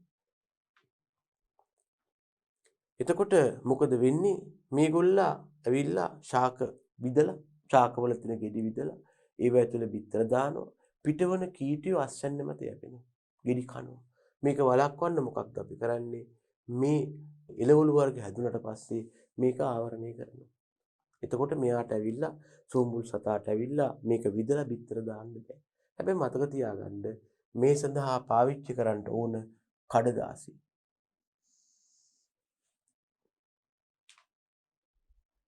අපි දැන් එක පැත්තකින් ඉල්මැස්සගේ හානිය වළක්වන්න, අනිත් පැත්තෙන් පළතුරු වලට වන හානිය නැත්නම් අපි කියනවා පළතුරු මැස්සා බැක්ටෝසෙරා ෆෙරුජිනස්. එයාගේ හානිය වළක්වන්න මොකද කරන්නේ? මේ පළතුරු ගෙඩිත් අඹ, peer, කෙසෙල් වැනි ඒවා පළතුරු මැස්සාගේ හානියෙන් වළක්වන්න කඩදාසි වලින් ආවරණය කරනවා. ඔබට මතකද දන්නේ නැහැ මීට වසර 3-4කට කලින් ලංකාවේ ලොකු ගැටලුවක් ආවා. මේ කඩ වලින් කෙසෙල් අරගෙන බලපුවාම මොකද වෙන්නේ? මේවා කද්දී ඇතුලේ පණුව. තමන්ට පණුව හැපෙනවත් එක්ක. මේකට මොකක්ද හේතුව? මේක කෙසෙල් වගාවට හානි කරන පළතුරු මැස්සා. නැත්තම් මේ මම කතා කරන මේ ඩැකස් නැත්තම් බැක්ටෝසිරා ගණයේ කෘමියා මගින් ඇති වෙන ගැටලුව. මේගොල්ලෝ මොකද කරන්නේ? කෙසෙල් ගෙඩිවල පොත්ත සූමුලා ඇවිල්ලා කෙසෙල් ගෙඩියේ පොත්ත විදලා බිත්තර දානවා. මෙයා ඩිප්ටෙරාවේ. පිටවන කීටයෝ තමයි කෙසෙල් ගෙඩිය ඇතුළේ ඉඳගෙන අභ්‍යන්තර පටක කන්නේ. ඔබ අඹ ගෙඩිවල මේක ගොඩාක් අත්දැකලා ඇති. මේක අපි දන්නවා සාමාන්‍ය පෙළ මට්ටමටත් මේ පලිබෝධය ගැන ගොඩක් කතා කරනවා. කවුරු ගැනද? මේ පළතුරු මැස්සා හා ඉල් මැස්සා ගැන. ඉල් මැස්සා එළවලු වලට හානි කරනවා. ඉල් කියලා කියන්නේ එයාගේ හානිය බොහෝ විට වසරේ නොවැම්බර් මාසේ තමයි වැඩිපුර තියෙන්නේ. ඉල් මැස්සා කියන්නේ ඒකයි. සිංහල ක්‍රමයට නොවැම්බර් මාසෙට කියන්නේ ඉල් කියලානේ. ඉල් කාලයට හානිය බහුල වන මැස්සා ඉල් මැස්සා වෙනවා. වගා කරන පළතුරු වලට හානි කරන එක්කෙනා බැක්ටෝසෙරා ෆෙරුජිනස් ඒවත් පළතුරු මැස්සා වෙනවා. මේ දෙන්නම රූපී වශයෙන් එක හා සමානයි. දේහයේ පසුපස පොඩි පොඩි ලක්ෂණ කිහිපයක් තියෙනවා. කළු පාට ව්‍යුහ පැවතීම මේකෙන් තමයි වෙන් කරගන්නේ. අපේ සිලබස් එකේ මේ දෙන්න වෙන් කරගන්න නැහැ. මම ඉන්සයි කතා කරන්නේ. දැනගන්න මේගොල්ලෝ කරන දෙයක් තියෙනවා ළමයි. මේ තියෙන්නේ අපි හිතමුකෝ අඹ ගෙඩියක් හරි මොකක් හරි පළතුරු ගෙඩියක් කියලා. මේකේ පොත්ත විදලා සූඹුලා ඇවිල්ලා පොත්ත විදලා ඇතුලේ බිත්තර දානවා. පිටවන කීටිය මොකද කරන්නේ? පණුව වගේ ක්‍රියා කරලා මේකේ අභ්‍යන්තර පටක ඔක්කොම කනවා. පිටින් ලොකු හානියක් වෙන්නේ අපි සැලකිල්ලෙන් ගෙඩිය පරීක්ෂා කළොත් මේ කළු පාට තිත් තියෙනවා. මේ කළු පාට තිත් කියන්නේ මොකක්ද? සූඹුල් සතා ඵලය විදලා බිත්තර දාපු ස්ථාන. එයා විදින නියමිත ස්ථානයක් වෙනවා පළතුරු ගෙඩිය ඉදෙන්න ඔන්න මෙන්න නැත්නම් ඉදීම පටන් ගත්තාම තමයි මේ වැඩේ වෙන්නේ. මොකද ජීවන චක්‍රය ගත කරන්න තව කාලයක් යනවානේ. ඉදුණ පළතුරු වලට වඩා මේක ඉදෙන වෙලාවට තමයි මේ ඩැමේජ් එක ඇති වෙන්නේ. ඒක මොකද වෙන්නේ? ගෙඩිය පිටින් පේන්නේ කළු විතක් ඇතුලේ තනි කර සිලි ගාලා පනවන්නේ. ඉතින් කෙසෙල් වගාවට මේ හානිය නැත්තම් කෙසෙල් කැන්වල මේ හානිය ඇති වෙන්න පටන් ගත්තා. මේක ජාතික ගැටලුවක් බවට පත් වෙලා ඔය ඇඹිලිපිටිය නම් ප්‍රදේශයේ කෙසෙල් වගාකරුවන් පවා විශාල අපහසුවකට ලක් වුණා. මිනිස්සු කෙසෙල් මිලදී ගන්නේ. ඒගොල්ලෝ අඩු ගාණට ඉල්ලුම් කරන්නේ. ඉතින් මේක විසඳන රජයේ මැදිහත් වුණා. රජයේ මැදිහත් වෙලා සොයා බලපුවාම මේක පෙනී ගියා. මේ ගැටලුව ඇති වෙන්නේ ළමයි මේ කෙසෙල් වගාවේදී මේ අපේ රටේ පුරුද්දක් තියෙනවානේ ඔය සාමාන්‍යයෙන් සිල්ලර කඩයක් ගත්තොත් එහෙම ඔය ඕනතරක පෙන්වන ටීවී එකෙත් පෙන්වන කඩවල සිල්ලර කඩේ සංකේතය මොකක්ද? එලිමහනේ කෙසෙල් කැනක් එල්ලලා තියෙනවා. ඉතින් නළුව ඇවිල්ලා ඒකේ ගෙඩියවත් කන්නේ. ඉතින් මේක එච්චර හොඳ පුරුද්දක් නෙවෙයි. මොකද කෙසෙල් කැනෝම එල්ල තිබ්බහම මොකද වෙන්නේ ළමයි? මේකට නිදහසේ ගමන් කරන පළතුරු මැස්සෝ ඇවිල්ලා මේක විදලා පිටතට දානවා. එතකොට තමයි ඔය හානිය ඇති වෙන්නේ. මේක වගාවිදිත් වෙන දෙයක් නෙමෙයි. අලෙවියේදී ප්‍රදර්ශනය කරන ආකාරය මත. තව ප්‍රශ්නයක් වෙනවා. මොකක්ද? දැන් කෙසෙල් කැනක් ඔය හඳුනන්න දන්නවා. කෙසෙල් කඩේක කෙසෙල් කැනක් එල්ලලා තිබ්බහම ඔය කෙසෙල් ටික ඔක්කොම විකිනෙන්නේ නැහැ. ඒගොල්ලෝ ගොඩක් වෙලාවට මුල ඇවරි වලින් කෙසෙල් කැනේ ගාන කව කරගන්නවා. අනිත් ටික විකිනෙන්නේ නැතුව නිකන් අර පොඩි ගෙඩි විකුණන්න බෑ. එක්ක ඒගොල්ලෝ ගෙදර කරනවා සමහර ඒවා කුණු වෙන්න ආසන්න වෙලා ඒගොල්ලෝ ගොඩක් වෙලාවට කරන්නේ කඩේ ගාවට පළතුරුනේ. ඔය නිකන් විසි කරනවා. දැන් මොකද වෙන්නේ? ආපහු පළතුරු මැස්සෝ ඇවිල්ලා මේ ඉදෙන පළතුරු වලත් බිත්තර දාලා යනවා. මේකෙන් තමයි මේ මර්ධනය අමාරු වෙන්නේ. ඉතින් මේ පර්යේෂණයක් මගින් හොයාගත්තා මෙන්න මේකයි පළතුරු මැස්සගේ හානිය කෙසෙල් වලට බලපාන්න හේතුව කියලා. ඊට පස්සේ ඒගොල්ලෝ අවවාද කළා එහෙම කෙසෙල් කැන් වැඩි එලිමහනේ එල්ලලා ප්‍රදර්ශනය කරන්න එපා. එහෙම තිරණේ කව කරලා තියන්න කියලා. එතකොට මට ඒක යෝජනාවක් කරන්න පුළුවන් හැබැයි තමයි මේක එදිනදා දැනගැනීමටත් වැදගත් වෙයි. කරුණාකරලා පළතුරු වර්ග එහෙම කව කරනවා නම් පොලිතින් වලින් කව කරන්න එපා. ඒකට යොදා ගන්න කඩදාසි. ඇයි පොලිතින් වලින් කව කරන්න එපා කියන්නේ? ගමී භාෂාවෙන් කියයි පොලිතින් වලින් පළතුරු කව කරපුවාම දැන් විභාගෙට නම් වැදගත් වෙන්නේ නැහැ. නමුත් එදිනදා ජීවිතේට දැන් වැදගත් වෙයි. පළතුරු තැම්බෙනවා කියලා එකක් වෙනවා.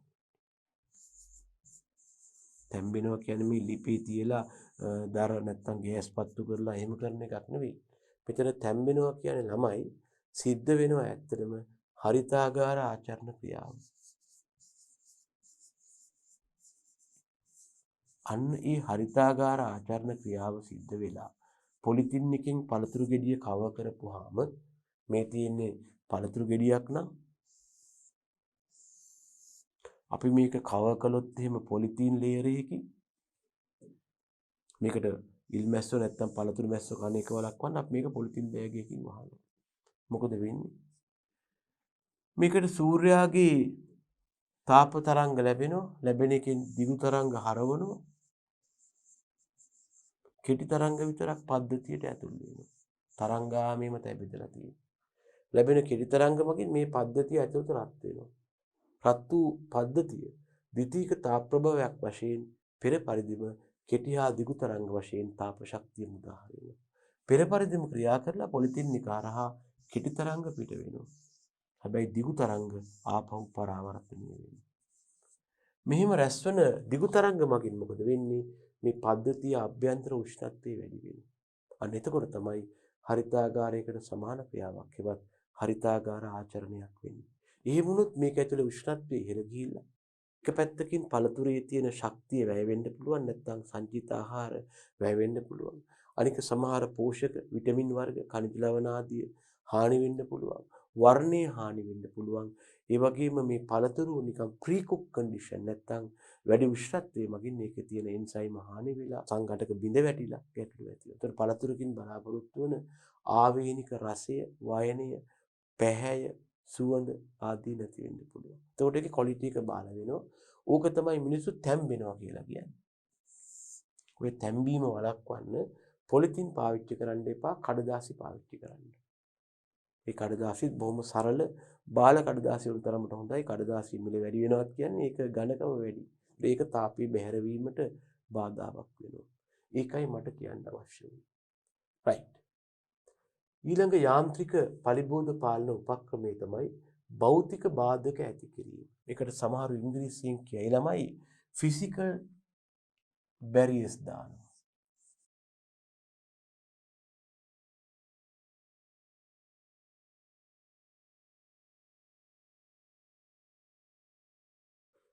කරවිල වැනි වගාවන් වල පොල්ලතු හිටවපුවාම ඉල්මැස්සට එන්න බැරි වෙනවා. අපි කරන්නේ මෙහෙම දෙයක් ළමයි. කරවිල වගාවක ඉල්මැස්ස ඇවිල්ලා මේ පළතුරු ගෙඩි බිඳලා බිත්තර දානවනේ. මේක වළක්වන්න අපි පොල්ලතු අරන් ඔළුවෙන් හිටවනවා කොට කියන්නේ. පොල්ලත්ත මෙහෙම අරගෙන ළමයෝ මෙහෙම තියනවනේ මේක ඔළුව ලොකු පැත්තක්. ඒක පසේ යට කරනවා මේ විදිහට. දැන් මොකද වෙන්නේ? පොල් කොළ මෙහෙම තියෙනවා. බොහොමනේ පොල්ලත්තු තියෙන්නේ තින්නේ. මේව වගාවේ තනින් තන හිටවලා තියෙනවා. අපි ගත්තොත් කරවිල වැල් ඔහොම ගිහින් තියෙනවා පන්දලමක් හෙවත් පන්දලම කියලා කියන්නේමයි වැල් යැවීමට හදන රාමුවක්. මේ කරවිල වැල් මෙහෙම ගිහින් තියෙනවා. මේ ආසේ තනින් තන වගාවේ පොල්ලතු හිටවලා තියෙනවා. දැන් මොකද වෙන්නේ? මේවට හානි කරන්න කියලා පළතුරු මැස්සා නැත්තම් ඉල් මැස්සා වේගයෙන් ඇවිල්ලා මේ පොල්ලතු වල හැප්පිලා යාන්ත්‍රික හානියට ලක් වෙලා පලා යනවා. එතකොට අපිට පුළුවන් මේ මගින් එයාගේ හානිය මර්ධනය කරන්න. යාන්ත්‍රික බාධා කියන්නේ මෙන්න මේ වගේ දේවල් ඇති කරනවා. මේ කියලා තියෙන්නේ කරවිල වගාවේ පොල්ලතු හිටවපුවාම ඉල්මැස්සට යාන්ත්‍රික හානි වෙලා එයා පලා යනවා. මීයාගේ හානියෙන් වළක්වන්න සුදු පාට පොලිතීන් අදිනවා. ඒතර මීයා අපි විශ්වාස කරනවා සුදු පාට මීයා බය වෙලා රාත්‍රී කාලේ පලා යනවා. ඒ වගේම අපි දැකලා තියෙනවා වල්ලූරන්ගේ හානිය වළක්වන්න වගාවේ තනින් තන ওই බාබර් සලූන් වලින් කොණ්ඩ ගෙනල්ලා කොණ්ඩ පොඩි කොට කොට කෑලි වලට කපලා තැන් තැන් වල ඔහොම දානවා ළමයි. මේක අපි ප්‍රායෝගිකව අත්දැකලා තියෙනවා. විශේෂයෙන්ම මහනුවර ප්‍රදේශයේ කරනවා. එතන මොකද වෙන්නේ? මතයන් දෙකක් තියෙනවා ගොවීන් ගාව සමහරු කියනවා. දැන් දැකලා තියෙනවනේ අර වල්ලූර කොහොමද වගාවට හානි කරන්නේ? ඔහොම පොළව ඉව කර කර තමයි එන්නේ. සමහර ලාවට පොළොව ඉව කරද්දි මේ කොණ්ඩ කෑලි එයාට ඉව වෙනවලු. ඉව වුණාම එයා කල්පනා කරනවලු මේ මිනිස්සු ඉන්නවා කියලා එයා පලා යනවා කියලා මතයක් තියෙනවා. තව කට්ටිය කියනවා මේ කොණ්ඩ කෑලි ඔහොම ඉව කර කර යද්දි මෙයාගේ නාසයට ගිහිල්ලා මෙයාට කුතු කැවිලි හරි මොනවා හරි වෙලා අපහසුයක් ඇති වෙලා මෙයා පලා යනවා. කොහොමද මේක යොදා ගන්නවා සාර්ථකත් එක්ක. කොණ්ඩ කෑලි කපලා දානවා. මිනිස්සු හොයාගන්න දේවල් වල. ඊළඟට තව උපක්‍රමයක් තමයි කම්පන උපකරණ යොදනවා. මේ කම්පන උපකරණ මගින් සමහර විශේෂ ඒ කියන්නේ සත්තුන්ට හානිකර තරංග ආයාම නිකුත් කරනවා. එතකොට මේ නිකුත් කරන තරංග ආයාම ඒ සත්තුන්ට අපහසුදායකයි. ඒ නිසා ඒගොල්ලෝ මේ කම්පන මගින් මර්ධනය වෙන්නේ මේක දරා ගන්න බැරුව පලා යනවා. මේක බහුලව යොදා ගන්නවා කෘමීන්ට නෙමෙයි හැබැයි උදාහරණ මීයන් සඳහා. කුඹුවන්ට පවා කැරපොත්තන්ට පවා හදපු ඒවා තියෙනවා. මේවා විදුලි බලෙන් ක්‍රියා කරන්නේ මේක මගින් කිසියම් නිකන් හම් එකක් නිකුත් වෙනවා. ඒක අපටත් එච්චර ප්‍රසන්න නැහැ. නමුත් ඒක ඒ මීයාට දරා ගන්න බැරිලු. මේ තරංග ආයාමයේ පවතින අකමැත්ත නිසා දැන් උදාහරණයක් මේක පාවිච්චි කරන අය වාහන මීයන් කෑම වළක්වන්න. වාහන මීයෝ කන්නේ වාහනේ තියෙන සීට් ආදී කනවනේ. අර AC ආදී කන එක වළක්වන්න උගක් අය කරන්නේ වාහනයට මේ වගේ උපකරණයක් ඔන් කරලා තිබ්බාම මීයන් පලා යන බව තමයි මතය. ඒ වගේ තව එකක් තමයි අතංගු භාවිතය. අතංගු වලට සමහරු කියයි ඉන්සෙක්ට් නෙට්ස් කියලා.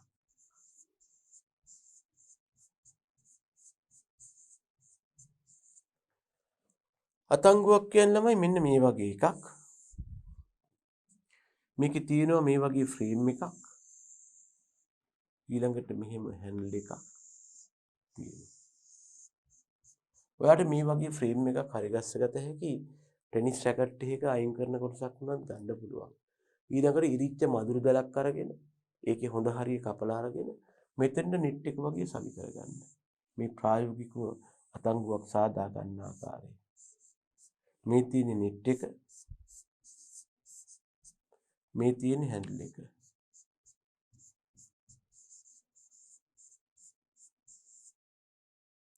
හරි. දැන් මොකද වෙන්නේ? ඔයාට පුළුවන් පියාඹන සූඹුලන් ඉන්නවා නම් මේක අරන් ගිහලා මෙහෙම ගහපුවාම මොකද වෙන්නේ? ඒගොල්ලෝ අල්ල ගන්න පුළුවන්.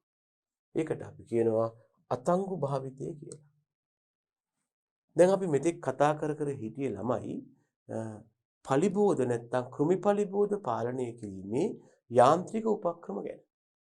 දැන් අපි මේ කතා කරන්න බලාපොරොත්තු වෙන්නේ ශාක රෝග පාලනය කිරීමේ යාන්ත්‍රික උපක්‍රම ගැන.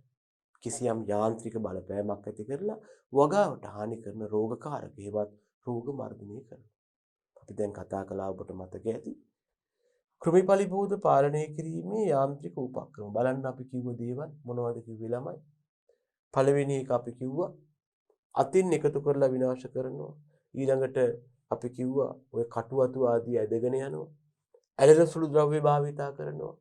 උගුල් අටවනවා. ශබ්ද උගුල් හා ආලෝක උගුල් වශයෙන් ආකාර දෙකයි. පස්වෙනි උපක්‍රමයේ භෞතික බාධා ඇති කරනවා. අර ඉල්මැස්සන්ට පොල්ලතු හිටවනවා. නැත්තම් පළතුරු වර්ග කව කරනවා කඩදාසි වලින්. හයවෙනි ආකාරය තමයි අපි කතා කළේ භෞතික බාධා ඇති කිරීම. හත්වෙනි ආකාරය ශබ්ද තරංග යොදා ගන්නවා. අටවෙනි ආකාරය අතංගු භාවිතා කරනවා. අපි ඊළඟට එනවා රෝගකාරක නැත්නම් රෝග පාලනය කිරීමේ යාන්ත්‍රික උපක්‍රම වලට.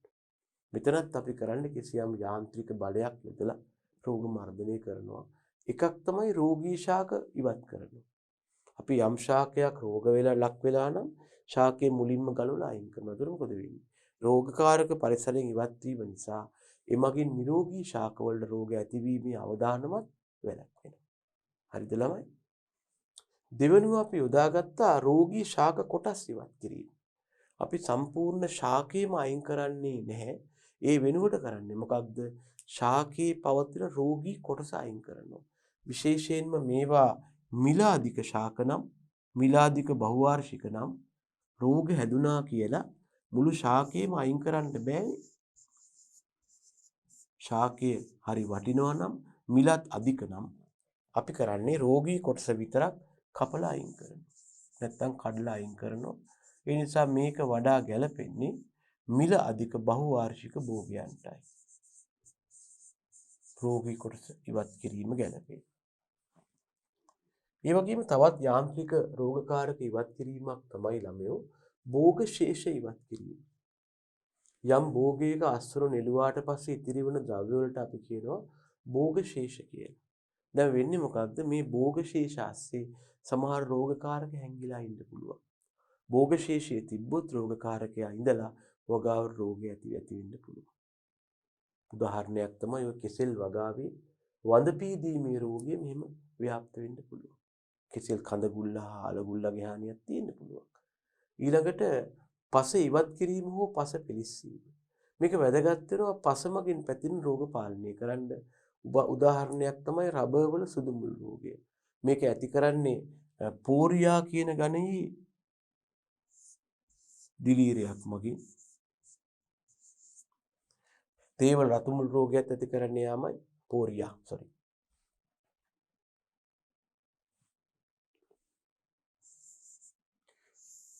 පෝරියා හයිපොලැට්‍රීෂියා.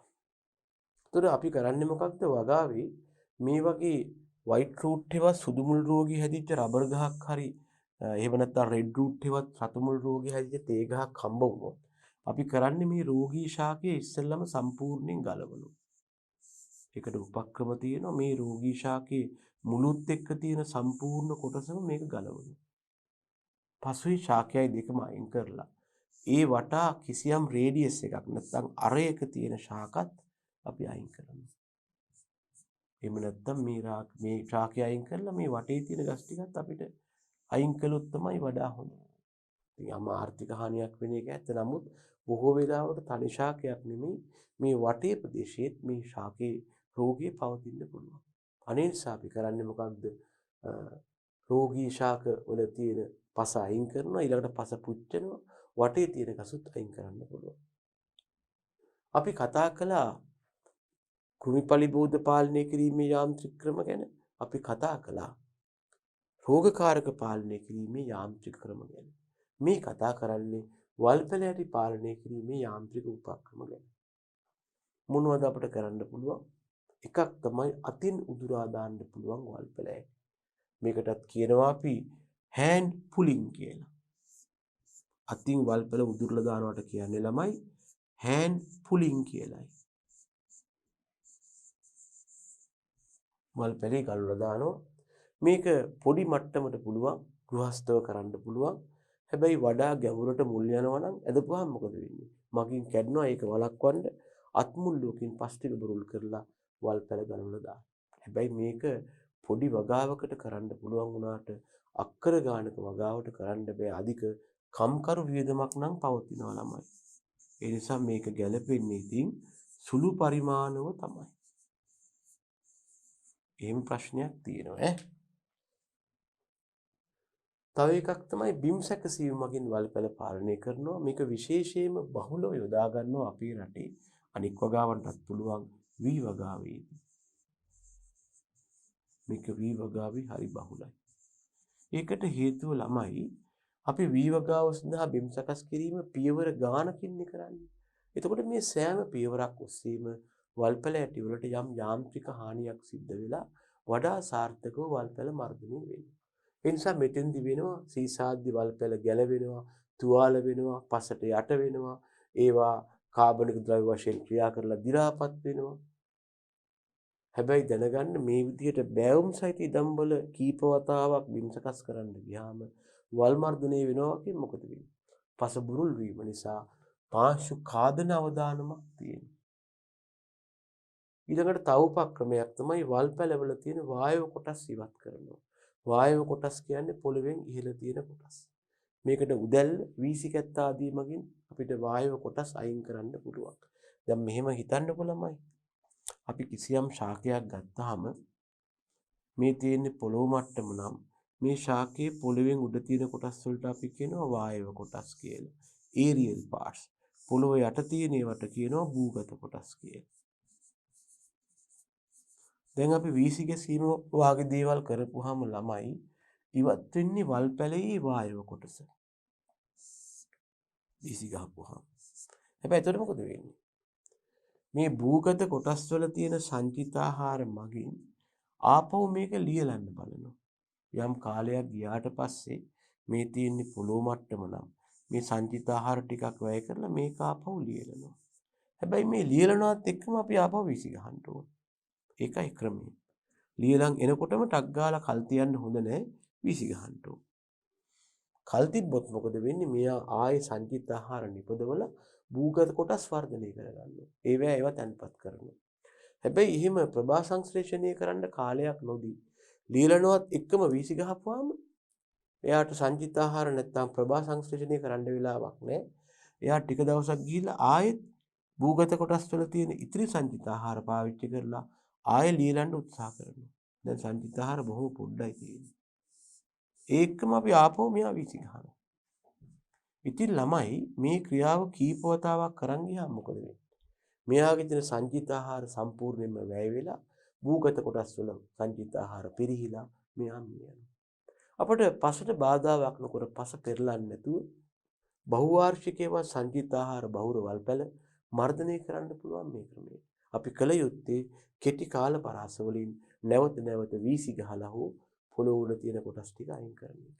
හරිද? ඒ වගේම ගිනි තැබීම භූමියේ වගාවන් නැති වෙලාවට තමයි මේ ක්‍රමය යෝග්‍ය වෙන්නේ. මේ ක්‍රමේදී වගාවේ හමු වන වල්පැල මර්ධනය වගේම පසේ හමු වන අනෙකුත් කෘමි පලිබෝධ රෝගකාරක ආදියත් විනාශ වෙනවා. මේකේ තියෙනවා ළමයි මේ වගේ ගිනි විසිකරය නම් උපකරණයක් මෙන්න මෙහෙම එකක් තියෙනවා.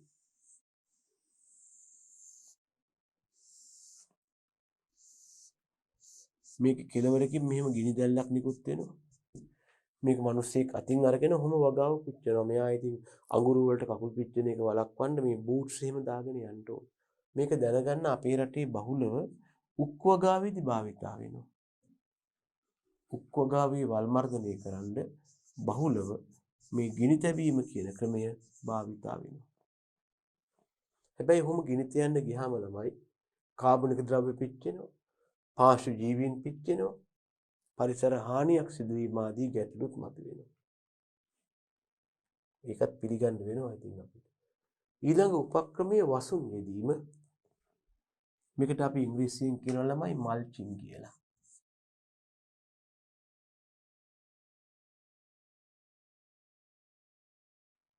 පස ආවරණය වන ඕනෑම ද්‍රව්‍යයක් නැත්නම් යම් ද්‍රව්‍යයක් මගින් පස ආවරණය වෙනවා නම් එයා වසුනක් වෙනවා.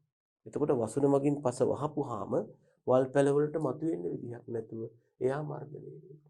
බලන්න කොහොඹත් පිදුරු ලී කුඩු පොල්ලතු ආගේ දේවල් වසුන් වශයෙන් ගන්න පුළුවන්. මේ තියෙන්නේ වසුන නම් පසේ තියෙන වල් පැල බීජයකට ප්‍රරෝහණය වෙලා උඩට එන්න මෙයා දෙන්නේ. අනික් අතට වල් පැල බීජයේ විතර ලැබෙන තෙතමනය, සූර්යාලෝකය, උෂ්ණත්වය, වාතය ආදී දේවල් මෙයා කවර් කරනවා. ඒ මගින් වල් පැල මර්ධනය වෙනවා. තව උපක්‍රමයක් තමයි වී වගාව යොදා ගන්න එකක් වගාව ජලයෙන් යට කරනවා. එතකොට මොකද වෙන්නේ? නිර්වායු තත්ත්වය ඇති වෙලා වල් මර්ධනය වෙනවා. බහුලව යොදාගන්නේ මඩ වී වගාවේදී. ඊළඟට පස සූර්ය තාපයට ලක් කරනවා. මේකට අපි කියනවා සෝලරයිසේෂන් කියලා. මේකට අපි කියනවා ළමයි සෝලරයිසේෂන් කියලා. මේකත් යාන්ත්‍රික ක්‍රමයක් වශයෙන් සැලකනවා. මෙතෙන්දි කරන්නේ පස හොඳින් තෙත් කරලා විනිවිද පේන පොලිතීන් පටලයකින් වහනවා. වහලා සති 4ක් 6ක කාලයක් තියෙනවා. අර මම කතා කළේ පලිබෝධවල අර පළතුරු ගෙඩියක් පොලිතීන් වලින් වහපුවාම හරිතාගාර ආචරණයක් වෙලා ඇතුළේ උෂ්ණත්වය ඇති වෙන්නේ. අන්න ඒ වාගේ ක්‍රියාවක් මෙතන වෙලා මොකද වෙන්නේ? හරිතාගාර දැන් මෙතන අපි කරන්නේ පාත්‍යයක් හරි මොකක් හරි මෙහෙම සකස් කරලා ළමයි මේ තියෙන පාත්‍ය වෙන්න පුළුවන්. මෙහෙම පාත්‍ය සකස් කරලා ඉවර වෙලා මේක තනිකරම වහනවා පොලිතීන් පටලයකින්.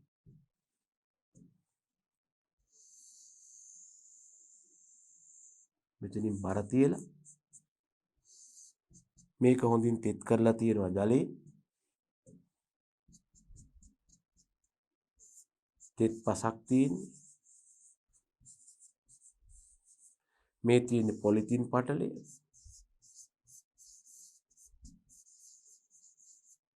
එතකොට මොකද වෙන්නේ? මේ ලැබෙන සූර්යාලෝකයේ මගින් පෙර පරිදිම දිගු තරංග හරවනවා, කෙටි තරංග එනවා. එන කෙටි තරංග මගින් පද්ධතිය රත් වෙලා එයා ආපහු දිගු හා කෙටි තරංග නිකුත් කරනවා. කෙටි තරංග යනවා, දිගු තරංග හැරිලා උෂ්ණත්වය වැඩි වෙනවා. මේ වැඩි වෙන උෂ්ණත්වය මගින් මේකේ තියෙන වල්පල රෝග පලිබෝධ විනාශ වෙනවා. උෂ්ණත්වයේ ත්‍රිදශක 10ක් 15ක් දක්වා මේ ක්‍රමයේදී වැඩි වෙනවා. උදළු ගෑම කියලා කියන්නේ සාම්ප්‍රදායික ක්‍රමයක්. ඉස්සර කාලේ නම් පාවිච්චි කරන හැබැයි උදුළු ගෑමේදී පසට බාධා වෙන එක ගැටලුවක්. එතකොට පාර්ශ්ව ඛාදනය පවා වෙන්න පුළුවන්. පසේ හිතකර භෞතික රසායනික දෛවීය ලක්ෂණ පවා හානි වෙන්න පුළුවන්. හොඳයි. අපි එහෙනම් ළමයි මේ කතා කරලා තියෙන්නේ පලිබෝධ පාලනය කිරීමට යොදාගත හැකි යාන්ත්‍රික ක්‍රම පිළිබඳවයි. අපි එහෙනම් ඊළඟට කතා කරමු පසුව ශස්‍ය විද්‍යාත්මක පලිබෝධ පාලන ක්‍රම ගැන.